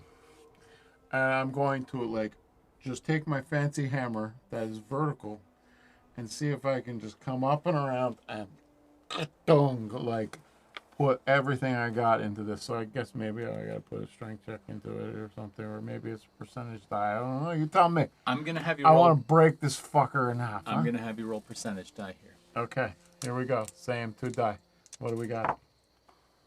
Ooh, 66. What the fuck? How crazy is that, huh? Execute. What do we got? 66. You put this one on the anvil. You raise your hammer up and come down and smash it. And in that moment, and it does exactly as you predict, it shatters. But in the moment of impact, there is this, just a lightweight pulse. It's like a boom that you feel come up through the hammer, up through your wrist, and up through your arm. And you swear you almost see like a flash. You see it too, of light that comes out of the crystal as it breaks. And it projects out onto the wall for a second. And you again see what appears to almost be a figure, like in a shadow in the light on the wall, and then it is gone. And then the strangest thing happens. There is this overwhelming feeling of dread, or this ominous presence, this kind of weight that the power of these crystals seems to have. You don't realize it, but you mildly felt it when you failed your constitution check earlier. There is a kind of there's a kind of electricity to the air. There's a kind of, if spells had a static electricity to them, you can kind of feel it, an undercurrent.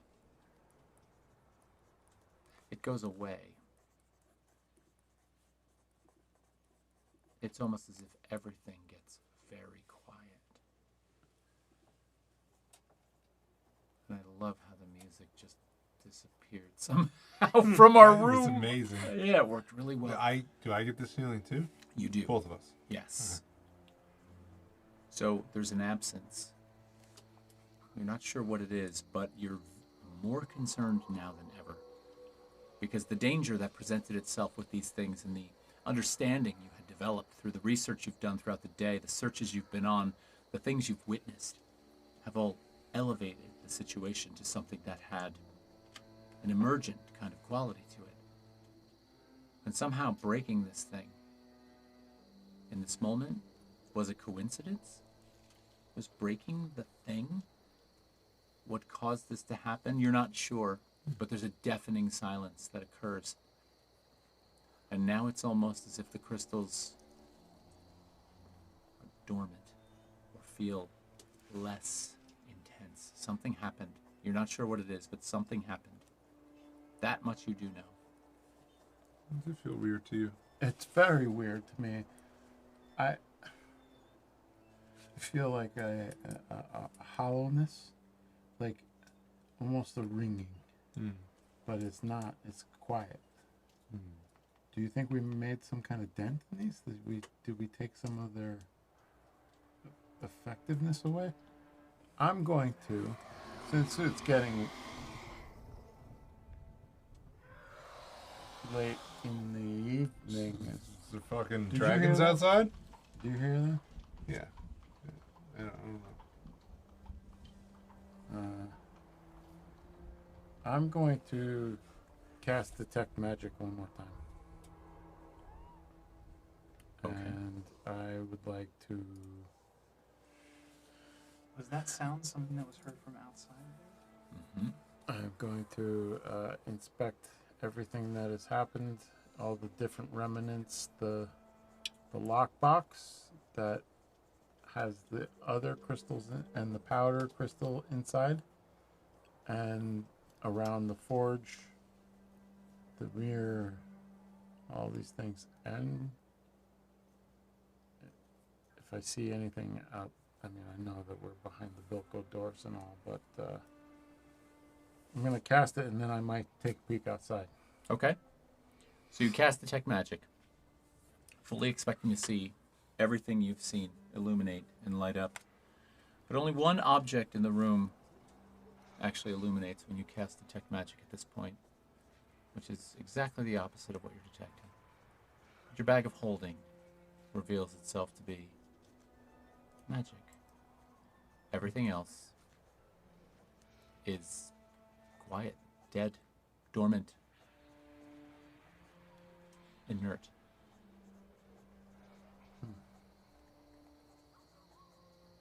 I wasn't there when you detect the magic on the other things.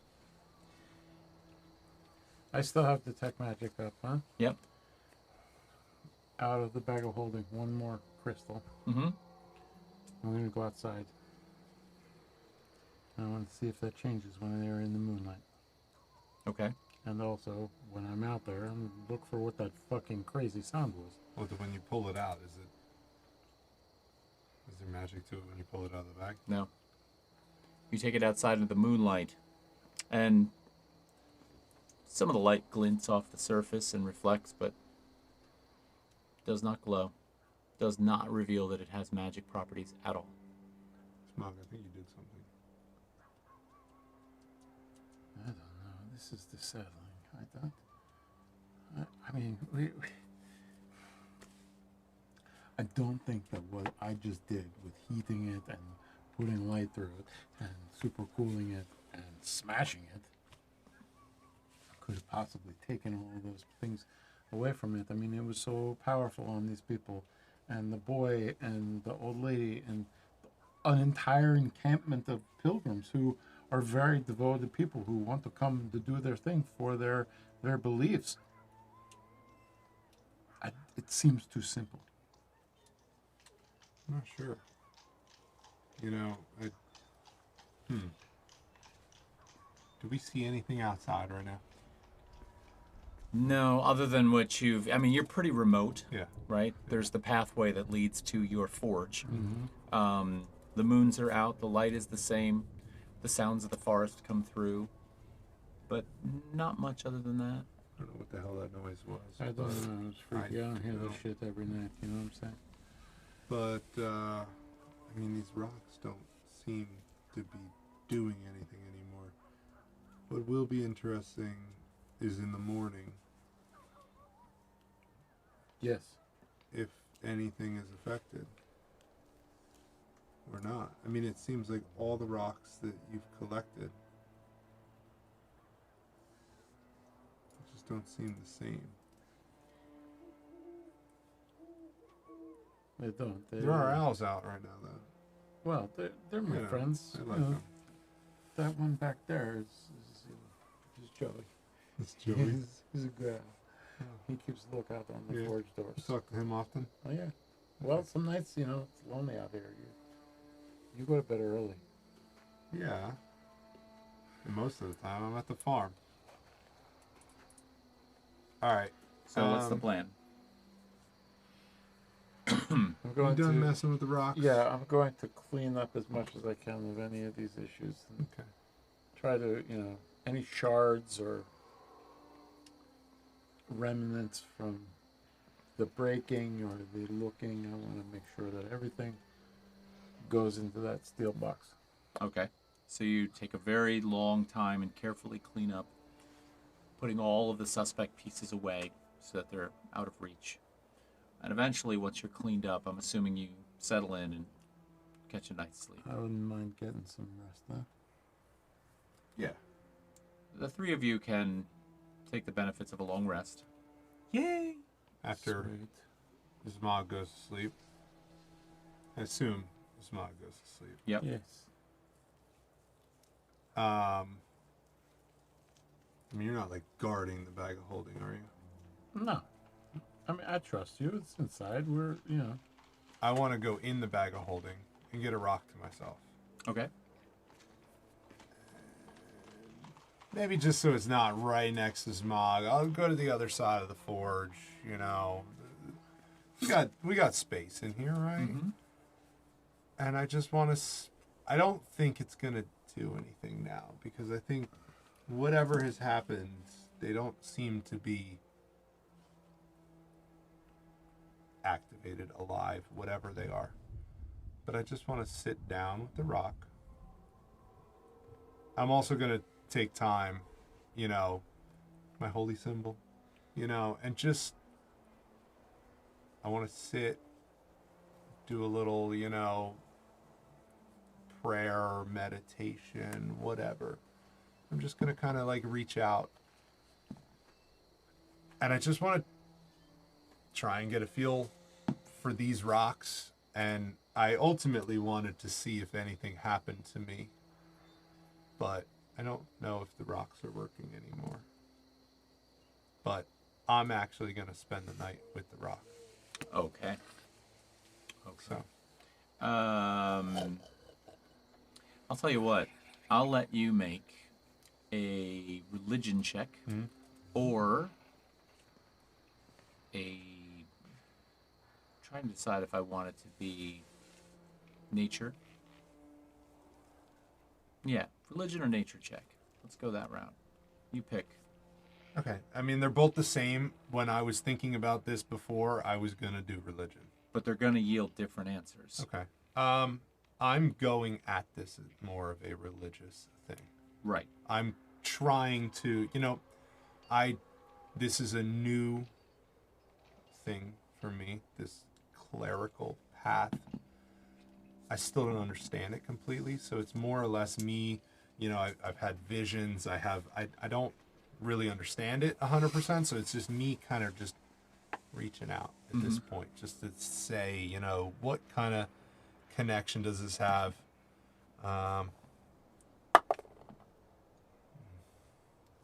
It's an 11. It's not that great. It could have something to do with the fact that the stones seem to have diminished in their power. And you kind of suspected that when you started this. So I would imagine you're going to chalk it up to that. But not a lot is revealed to you. Okay. It's almost as if your deity almost doesn't come through. Yeah. So we'll go with the nothing burger on this. Still gonna spend the night with it. Fair enough. So the three of you get the benefits of a long rest. You wake in the morning.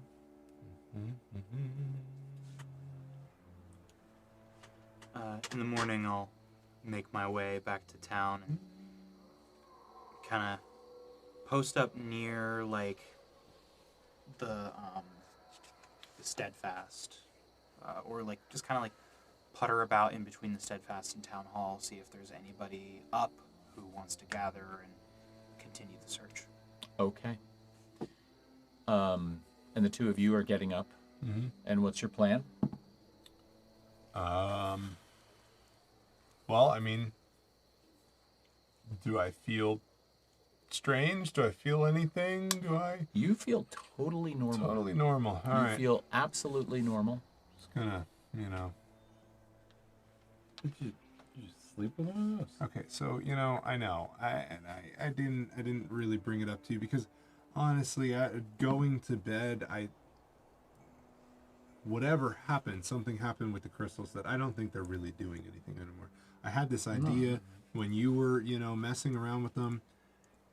I kind of last night I tried to reach out to my God and just see what would happen, and we had mentioned when we were still back in the steadfast that we were gonna fuck around and we were gonna attempt to find out, and I just thought, who knows, if people are going missing, if I went missing too, maybe you guys would find. I don't know.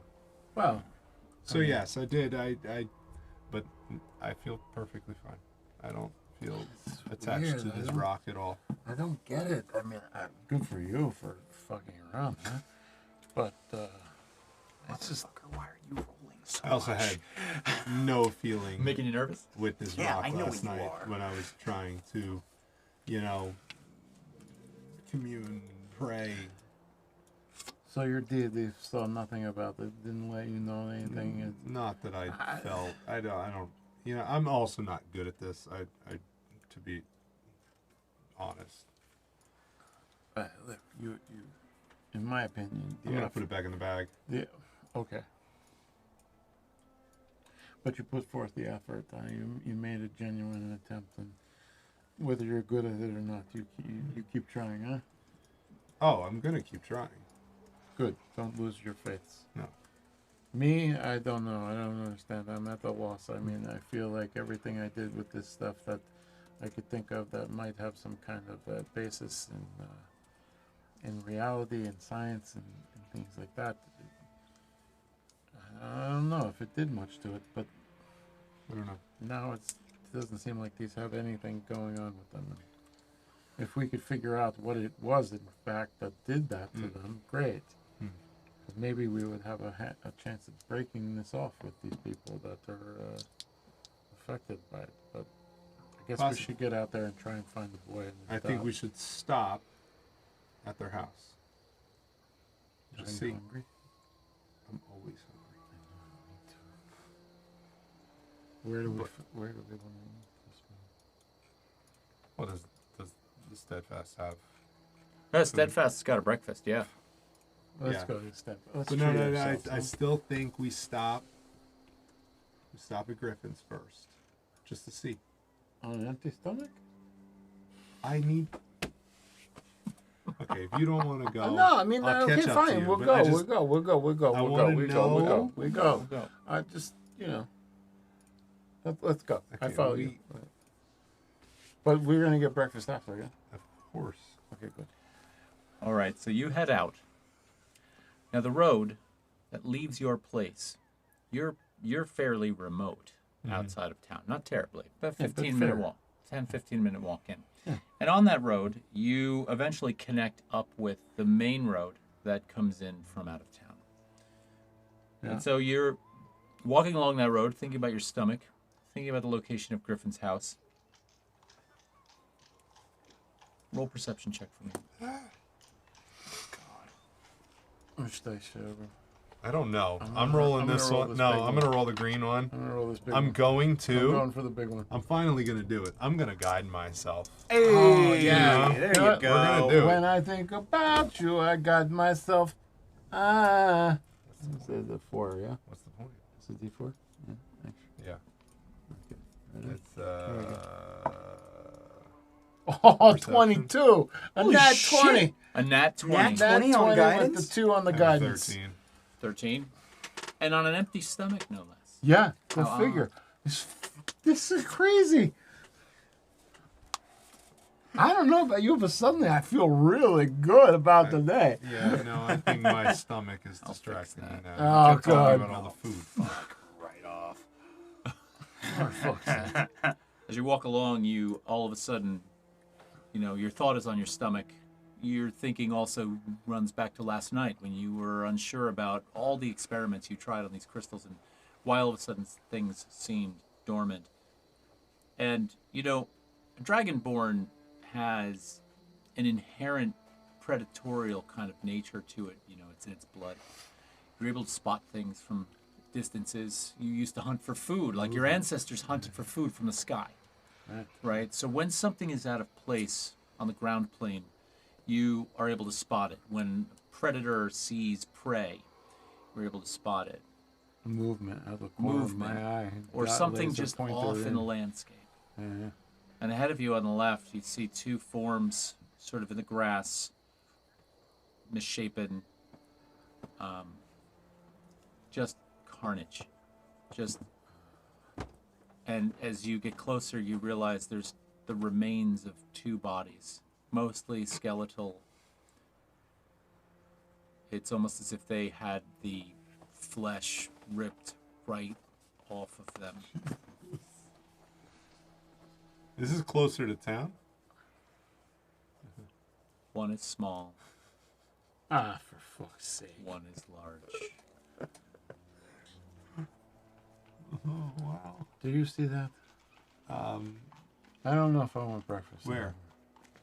Up there, over to the left a little bit. Do you see that? What is it? You're closing in on them now. They're on the street. No, they're off to the side of the road, in the undergrowth, the brush. It looks like they've been either discarded there, thrown there. You're not sure if they were killed there. Is there like any Indicators? freshish blood? Yeah. And it's all over the place. Is it leading anyway? It's not like there's a trail. It's as if, and then there's not a lot of blood. These things have been, I won't say completely stripped. It's a gory scene. It almost looks like they've been eaten. Come on. What the fuck?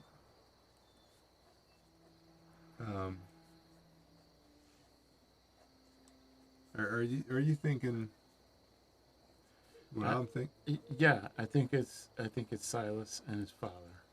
Yeah, I don't like that idea, but I'm not. kind of only. It makes sense though. I mean, it's small, it's big, it's.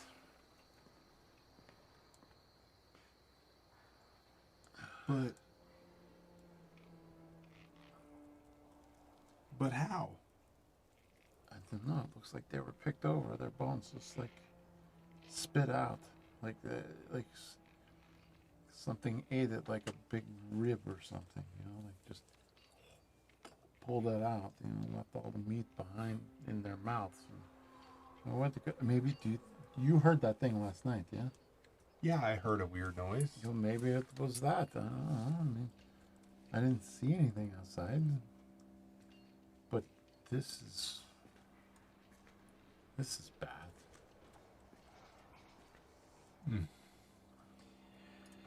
So you're standing there looking at this, and Yeah, do we see any? We already looked for like blood, but Are there any seemed stones like the around? underbrush. Like, yeah, is there any other signs? If you wanna- tracks. if you want to do an like, investigation roll to see if it yields anything, you can. I'll try. I've been rolling like dog shit over here. We're gonna try one of the copper dice. See what happens. Jesus. Can I roll anything other than like right in that middle? Eric gave you his juju. It transferred. 10. It transferred 10. 10. Yeah.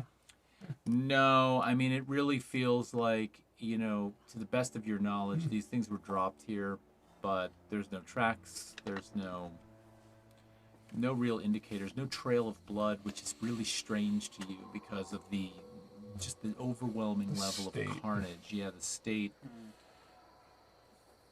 I don't feel good about this. Like you just said, I think I just lost my appetite, which is crazy to say, but this is an unholy scene. You hear hoof steps coming down the road behind a great distance, but someone's on their way down. You're on the main road now, and behind you from the south you hear something coming. You instinctively turn and look, and you see a man on a horse. Tied around the saddle, there are two ropes that lead off the back of the saddle down, and he's dragging something up the road. It's massive. The horse is struggling. It's like clop, clop, clop, clop, clop, clop. And the horse pulls. And every once in a while you hear the guy now as he's getting closer. He's like, come on now. Move it along. Come on. The object he's pulling behind the horse is white and covered in dirt from being dragged up the road. He's slowly getting closer to you as you're standing there. Would it be possible to kind of like block the view of this? Like you said, they're kind You of in got the some time underbrush. before he gets there, yeah. I mean, could we try and? Hide the bodies. I think you could probably hide the bodies. But it's also not the best look right now that the two of us are just next to these. I don't know. We don't know who this is. Sure, we don't. I'll tell you what. What do you think the best roll would be here for that? Is it a nature roll? Is it a survival roll? Is it a wisdom or intelligence roll? Is it... I mean, maybe it's a survival. That's what I was kind of leaning towards. All right, so why don't one of you Just- roll and help the other? So roll. One of you can roll with advantage, while the other one helps. You've been rolling better tonight. You've got. Let's just try and cover the bodies a little bit. Okay. Guidance. Oh my God! What did you just roll? Do I roll the guidance? Yeah. Just do it. Yeah, do it. Yeah. Get it as high as Yes. possible. Okay. Stand by. I guide you. 21. 21. Oh yeah, 21 You have plus an insane survival. my survival, so it's 27. I was gonna roll a perception check on the part of the guy coming, but See, you got this. I puffed up real big and got in front of everything. It was yeah. Okay. Slowly, this man approaches us, and he gets close to you. You recognize him as a local named Hartmut. Hartmut. Hartmut. He's a gruff old hunter. Lives in town. You know him from, he has a party every year where he has like a roast, like a pig roast, and, you know, he invites the townspeople over, and he usually cooks. He likes to hunt for his food and cook it. Oh, fuck. You know where this is going. He gets closer, and you see the object that he's pulling behind him. It's got big antlers, don't It does. It's got to be a 14 or 15 foot tall corpse of a white stag. It's got 2 arrows sticking out of the body on the top side. The white fur is stained red with blood. And he's pulling it along behind him, and he sees you guys standing there, and he's like, "Morning, gents. Morning. Hartmut? What do you think of that?" That's a lofty Hogan, my friend. Where did you bag this beast? It's tremendous. Middle of the night, about 3 miles outside of town. Had to be 60 of them. 60. Saw a whole herd. No problem taking one down. Scared them all away when I did. 2 shots? 2 shots went down. Where did you hit it in the face? Right in the chest. Look. You went for a hard shot, huh? Got him right here. Wow. Gonna be good eating for You going to cook that? whole town for a while, I think. Maybe not the whole town. I gotta save some for myself. I'll salt some of it and put it up for the season coming, but I gotta get this thing home and skin it, though. Wow. Smog wants to give it a sniff test, huh? You wanna give it a sniff test? You should, What yes. are you looking for? Huh? Get the belt. When he skins it, get the belt. Sniff test. What are you sniffing for? I want to see if this is in any way, shape, or form rancid or corrupted.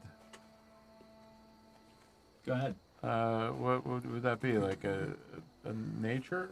It would be nature. I Okay. think nature would work. Can I, because I roll fucking fantastic tonight. Yeah. Thank you for giving Let's give that you to me. another. Let's give you another chance to fail. That's so fucked. Wow.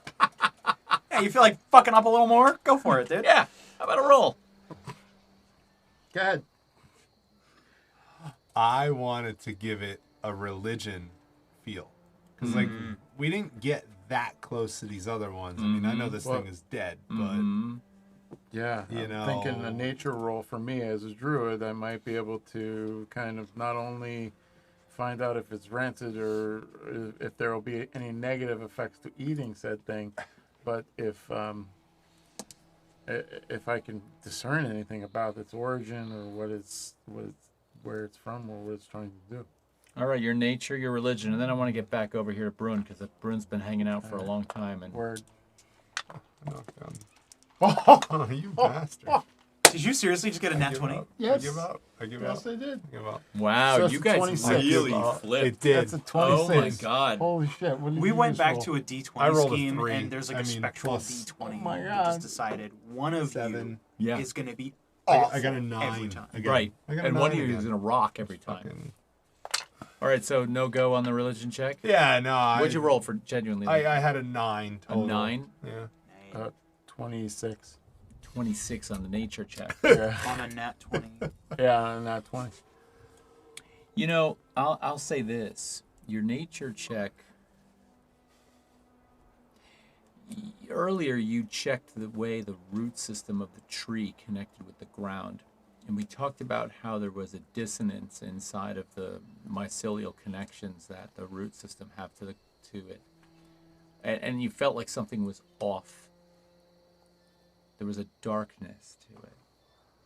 This meat from this stag is not rancid. It's not inherently dangerous in that way. But the check that you make has an extremely close familiarity to the check you made on that root system on that tree. They are very closely tied together. Something in the tonality and vibrational frequency, the way in which it syncopates with its natural surroundings it's off. It's dead, of course, but it still has an emotional kind of discharge to it that is dark. Something's wrong. And you knew it just based on the description of this guy dragging this thing on the road. Your reaction was, oh my God. You knew. Religion check, not so much. Mm-hmm. Brune. Yeah. You're at the Steadfast, correct? Yeah. I think if it's a while and not many people show up, I might head over to Aradox. He's a man of action. Mm-hmm. Or I also, and seeing as he's neighbors with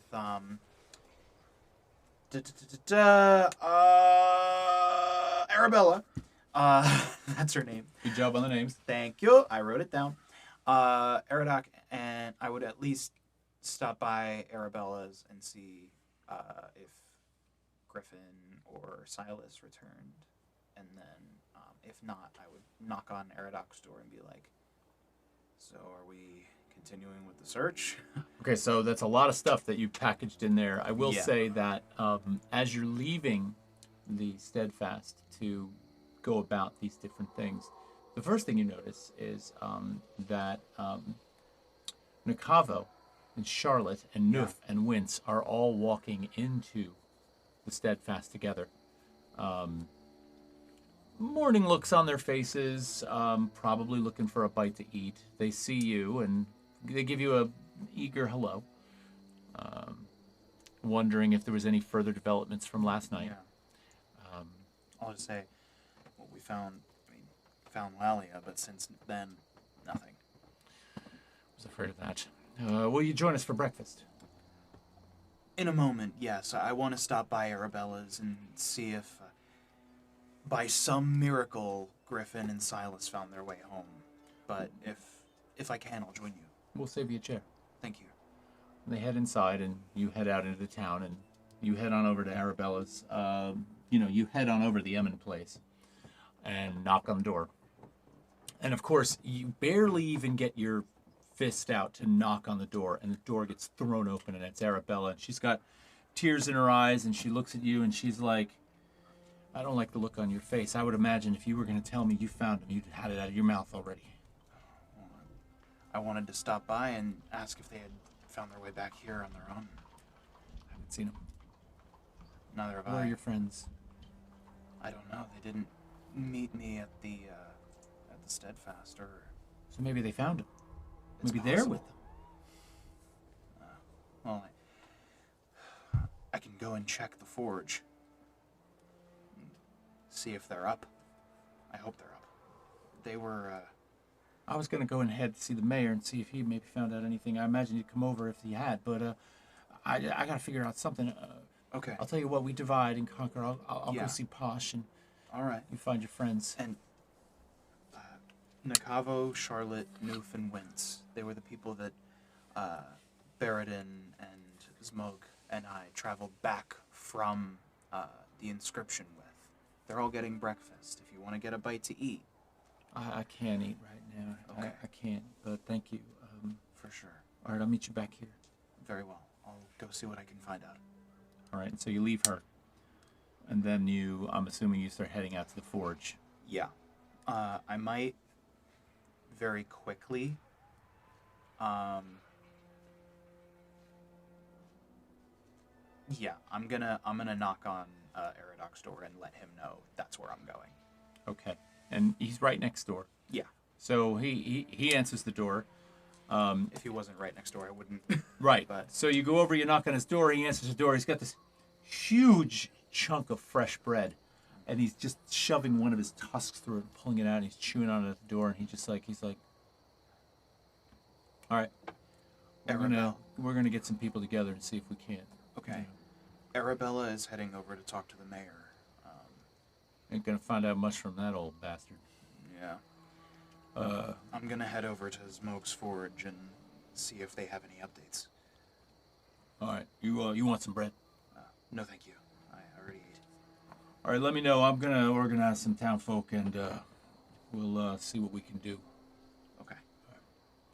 Closes the door, and as you sort of head out down the stairs and start heading down the road, one thing does catch your attention. You see 3 houses down. Door opens up, and there's Lelia. And she comes out. She's got a nice dress on, and she's got a basket with her with some flowers in it, or some, like the remnants of some flowers in it. And she's discarding the flowers.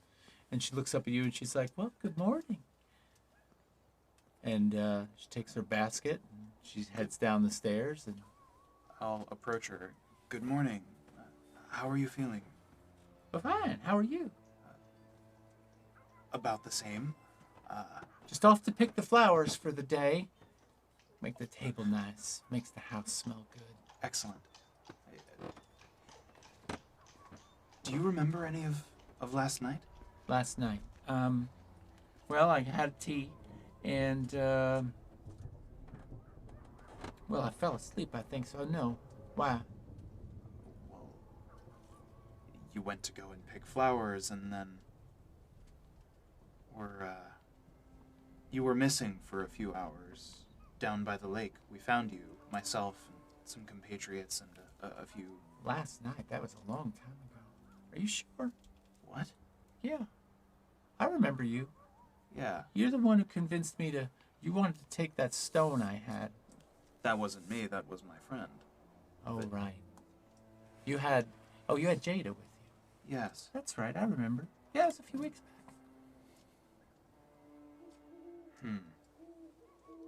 Sure nice to see you, though. You as well. Good day. You as well. She walks off. A few weeks ago. In your puzzlement, you... Yeah. I'll press on. I'm kind of like racking my brain against this because I'm. Oh, Jada's only a few doors down, right? Yep. I'm gonna knock on Jada's door. Getting sidetracked. You're hitting by every NPC. little thing. Every NPC. On I your gotta way to hit town. every base. All right. So you knock on Jada's door, and she kind of comes to the door. It's still pretty early, and she's just like, "Oh, Morning. morning, I'm Moon. sorry to disturb you. Yeah, but I took care of everything last night. I put her to bed. Okay. Did you remember to take the stone? I didn't get to her last night. I was going to go back over there, but I came back to my place. If I was gonna go over this morning and get it. She just walked out the door What? and went and, with a basket in hand, went off to go collect flowers. She said that the events of last night, where we found her by the shore, Yeah. by the lake, Yeah. she said that was weeks ago.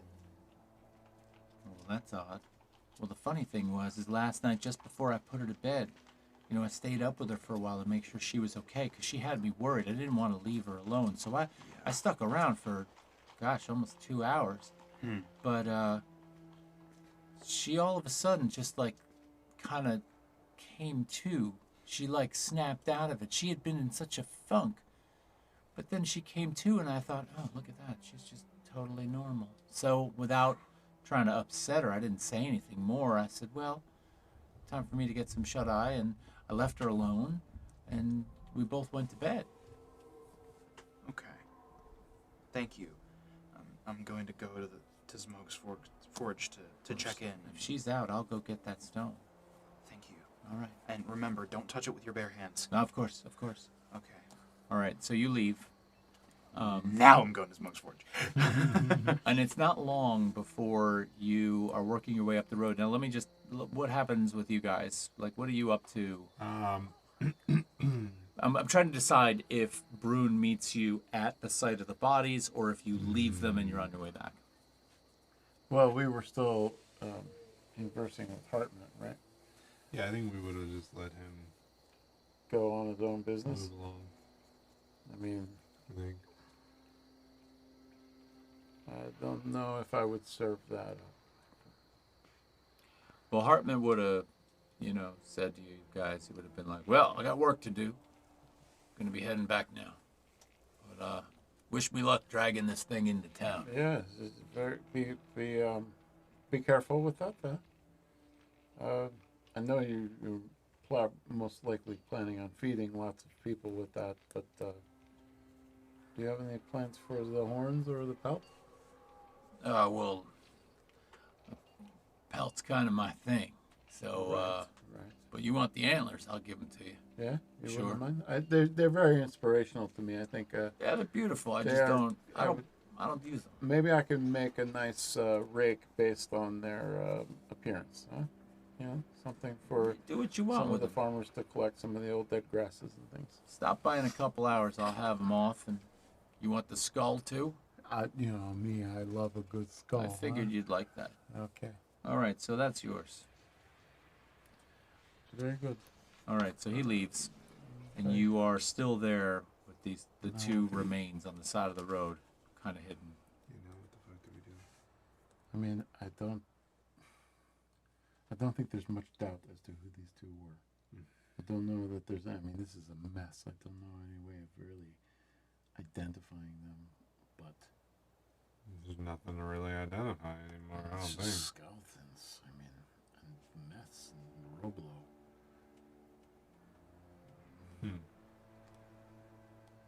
I mean, something vicious would have had to.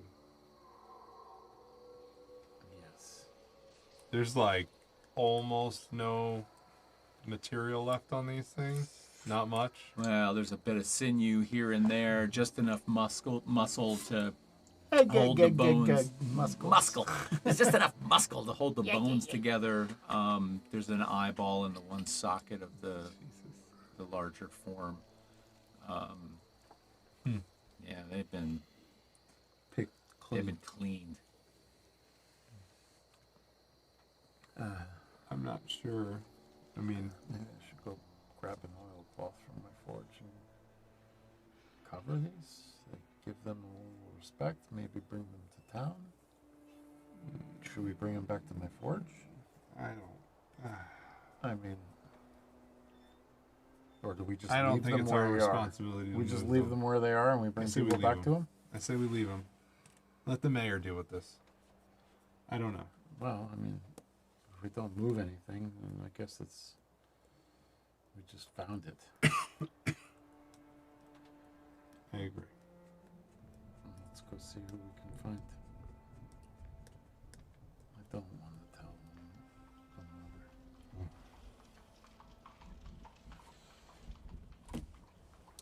mother. Yeah, no, I don't. I'm not good at those kinds of things. It just people don't like it when they get bad news from me. It never goes well. A few minutes later, you see Brune walking up the road towards you. You spot the two of them on the side of the road. Would I have seen Hartmut going up the road? Yes. You see Brune with the most shocked look on their face. Yeah. Do I know Hartmut as well? You Probably would not. know of Hartman. Yeah, there's not a lot of people in this town, so. At the rate I'm going, I'll have every NPC name of every town person in your list soon. Hartmut just passed me on the road dragging a dead custodian. Yeah. He's gonna give me the skull and the antlers. But I was kind of surprised. I wouldn't eat it if I were you. I don't plan on it. That. He's going to. Oh, He's gonna yeah. try and feed the town. What the fuck? Well, that's not the. Huh? Listen.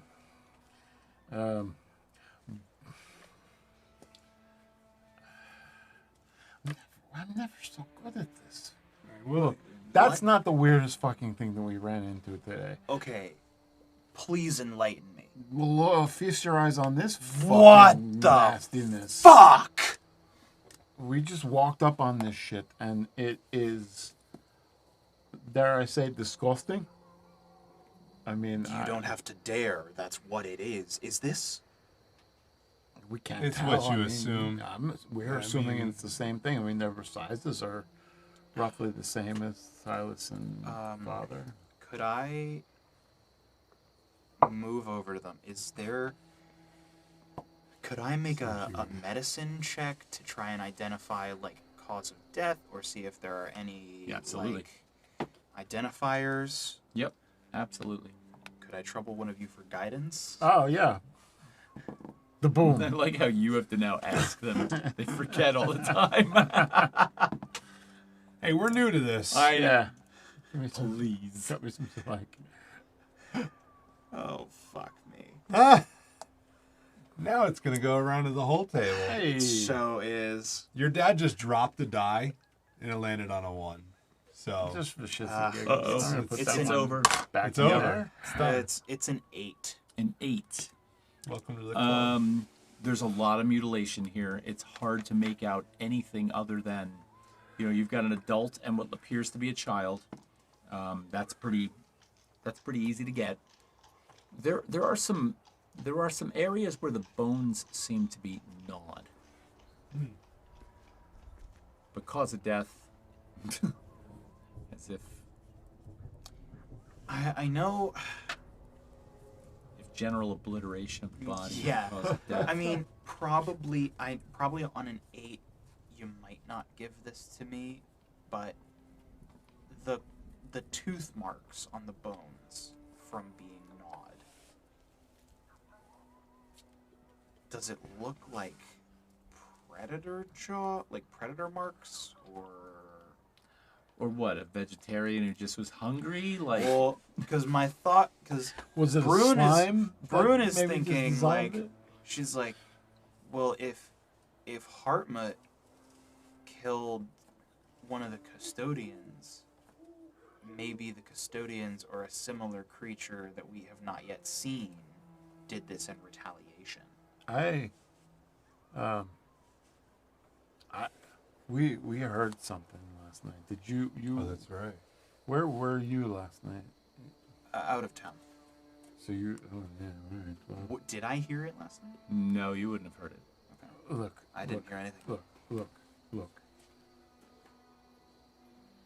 We were fucking around in my forge.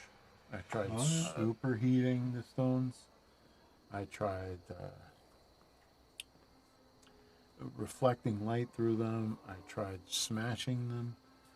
And all We of a broke a sudden, few of them. We broke a lot of them. Like, superheating and then super cooling turned it into dust. It shattered. But after we were fucking around with things, we definitely heard something outside. Oh.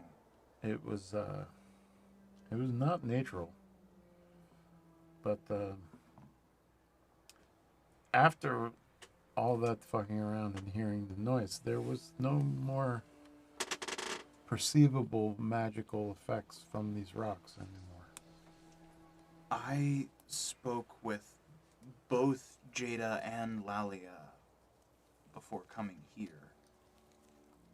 Lalia was chipper, going out to pick flowers, and Jada said that she stayed with Lalia for a few hours after we returned her home, and that 2 hours later she just came to. Out of nowhere. She just Wow. returned to normal. Did Lalio remember anything? Lalia said when I spoke to her, she thought that the events of last night were weeks ago. What is it? What? Back in the pilgrimage, that other guy, he seemed like time was different. Yeah. Well,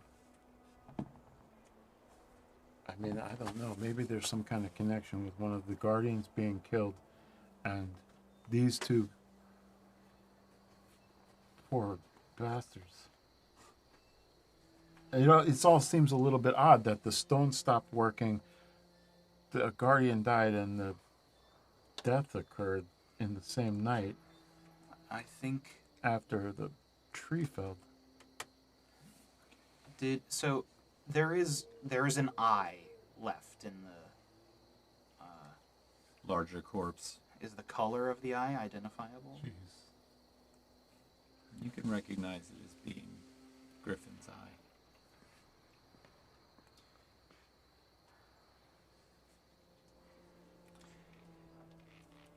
Arabella has to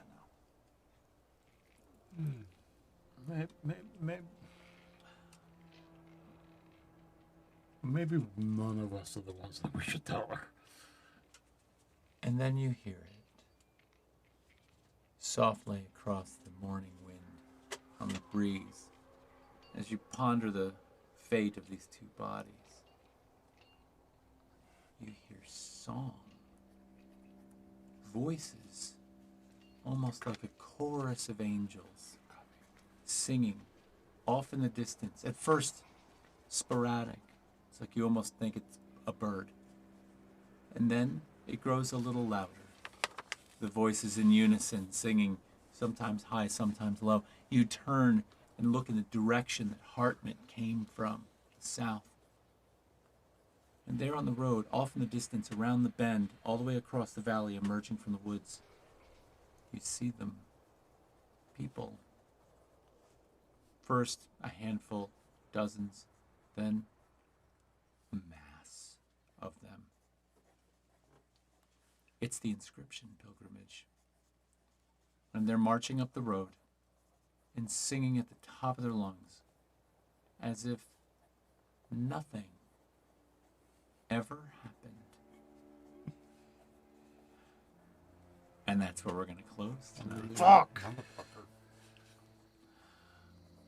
Let's give out some experience points. What are your totals right now? 200. 250. I What think the fuck is going on?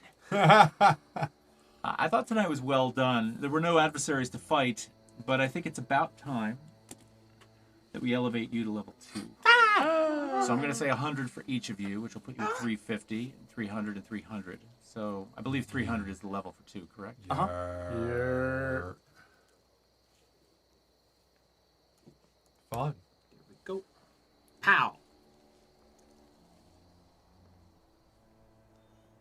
I realized tonight as we were playing, with a couple of the things that you all did.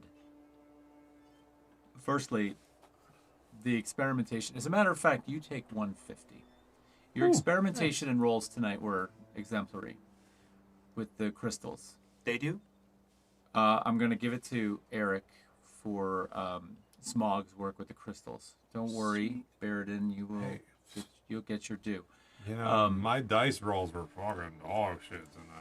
But I will say that I thought that, trying to get to the bottom of the crystal's formations, the experimentation, the connection to the ground and nature, those were all really good, so I think it deserves a little bit of a bump in the experience points. The turn this took for me, though, I started out this session talking about how, I'm like, gosh, how do you end a chapter, right? Yeah. But then some things happened tonight that I thought helped push that. And I don't want to reveal too much, but I realized there's the opportunity. So I see a place where this door could shift, not close, shift.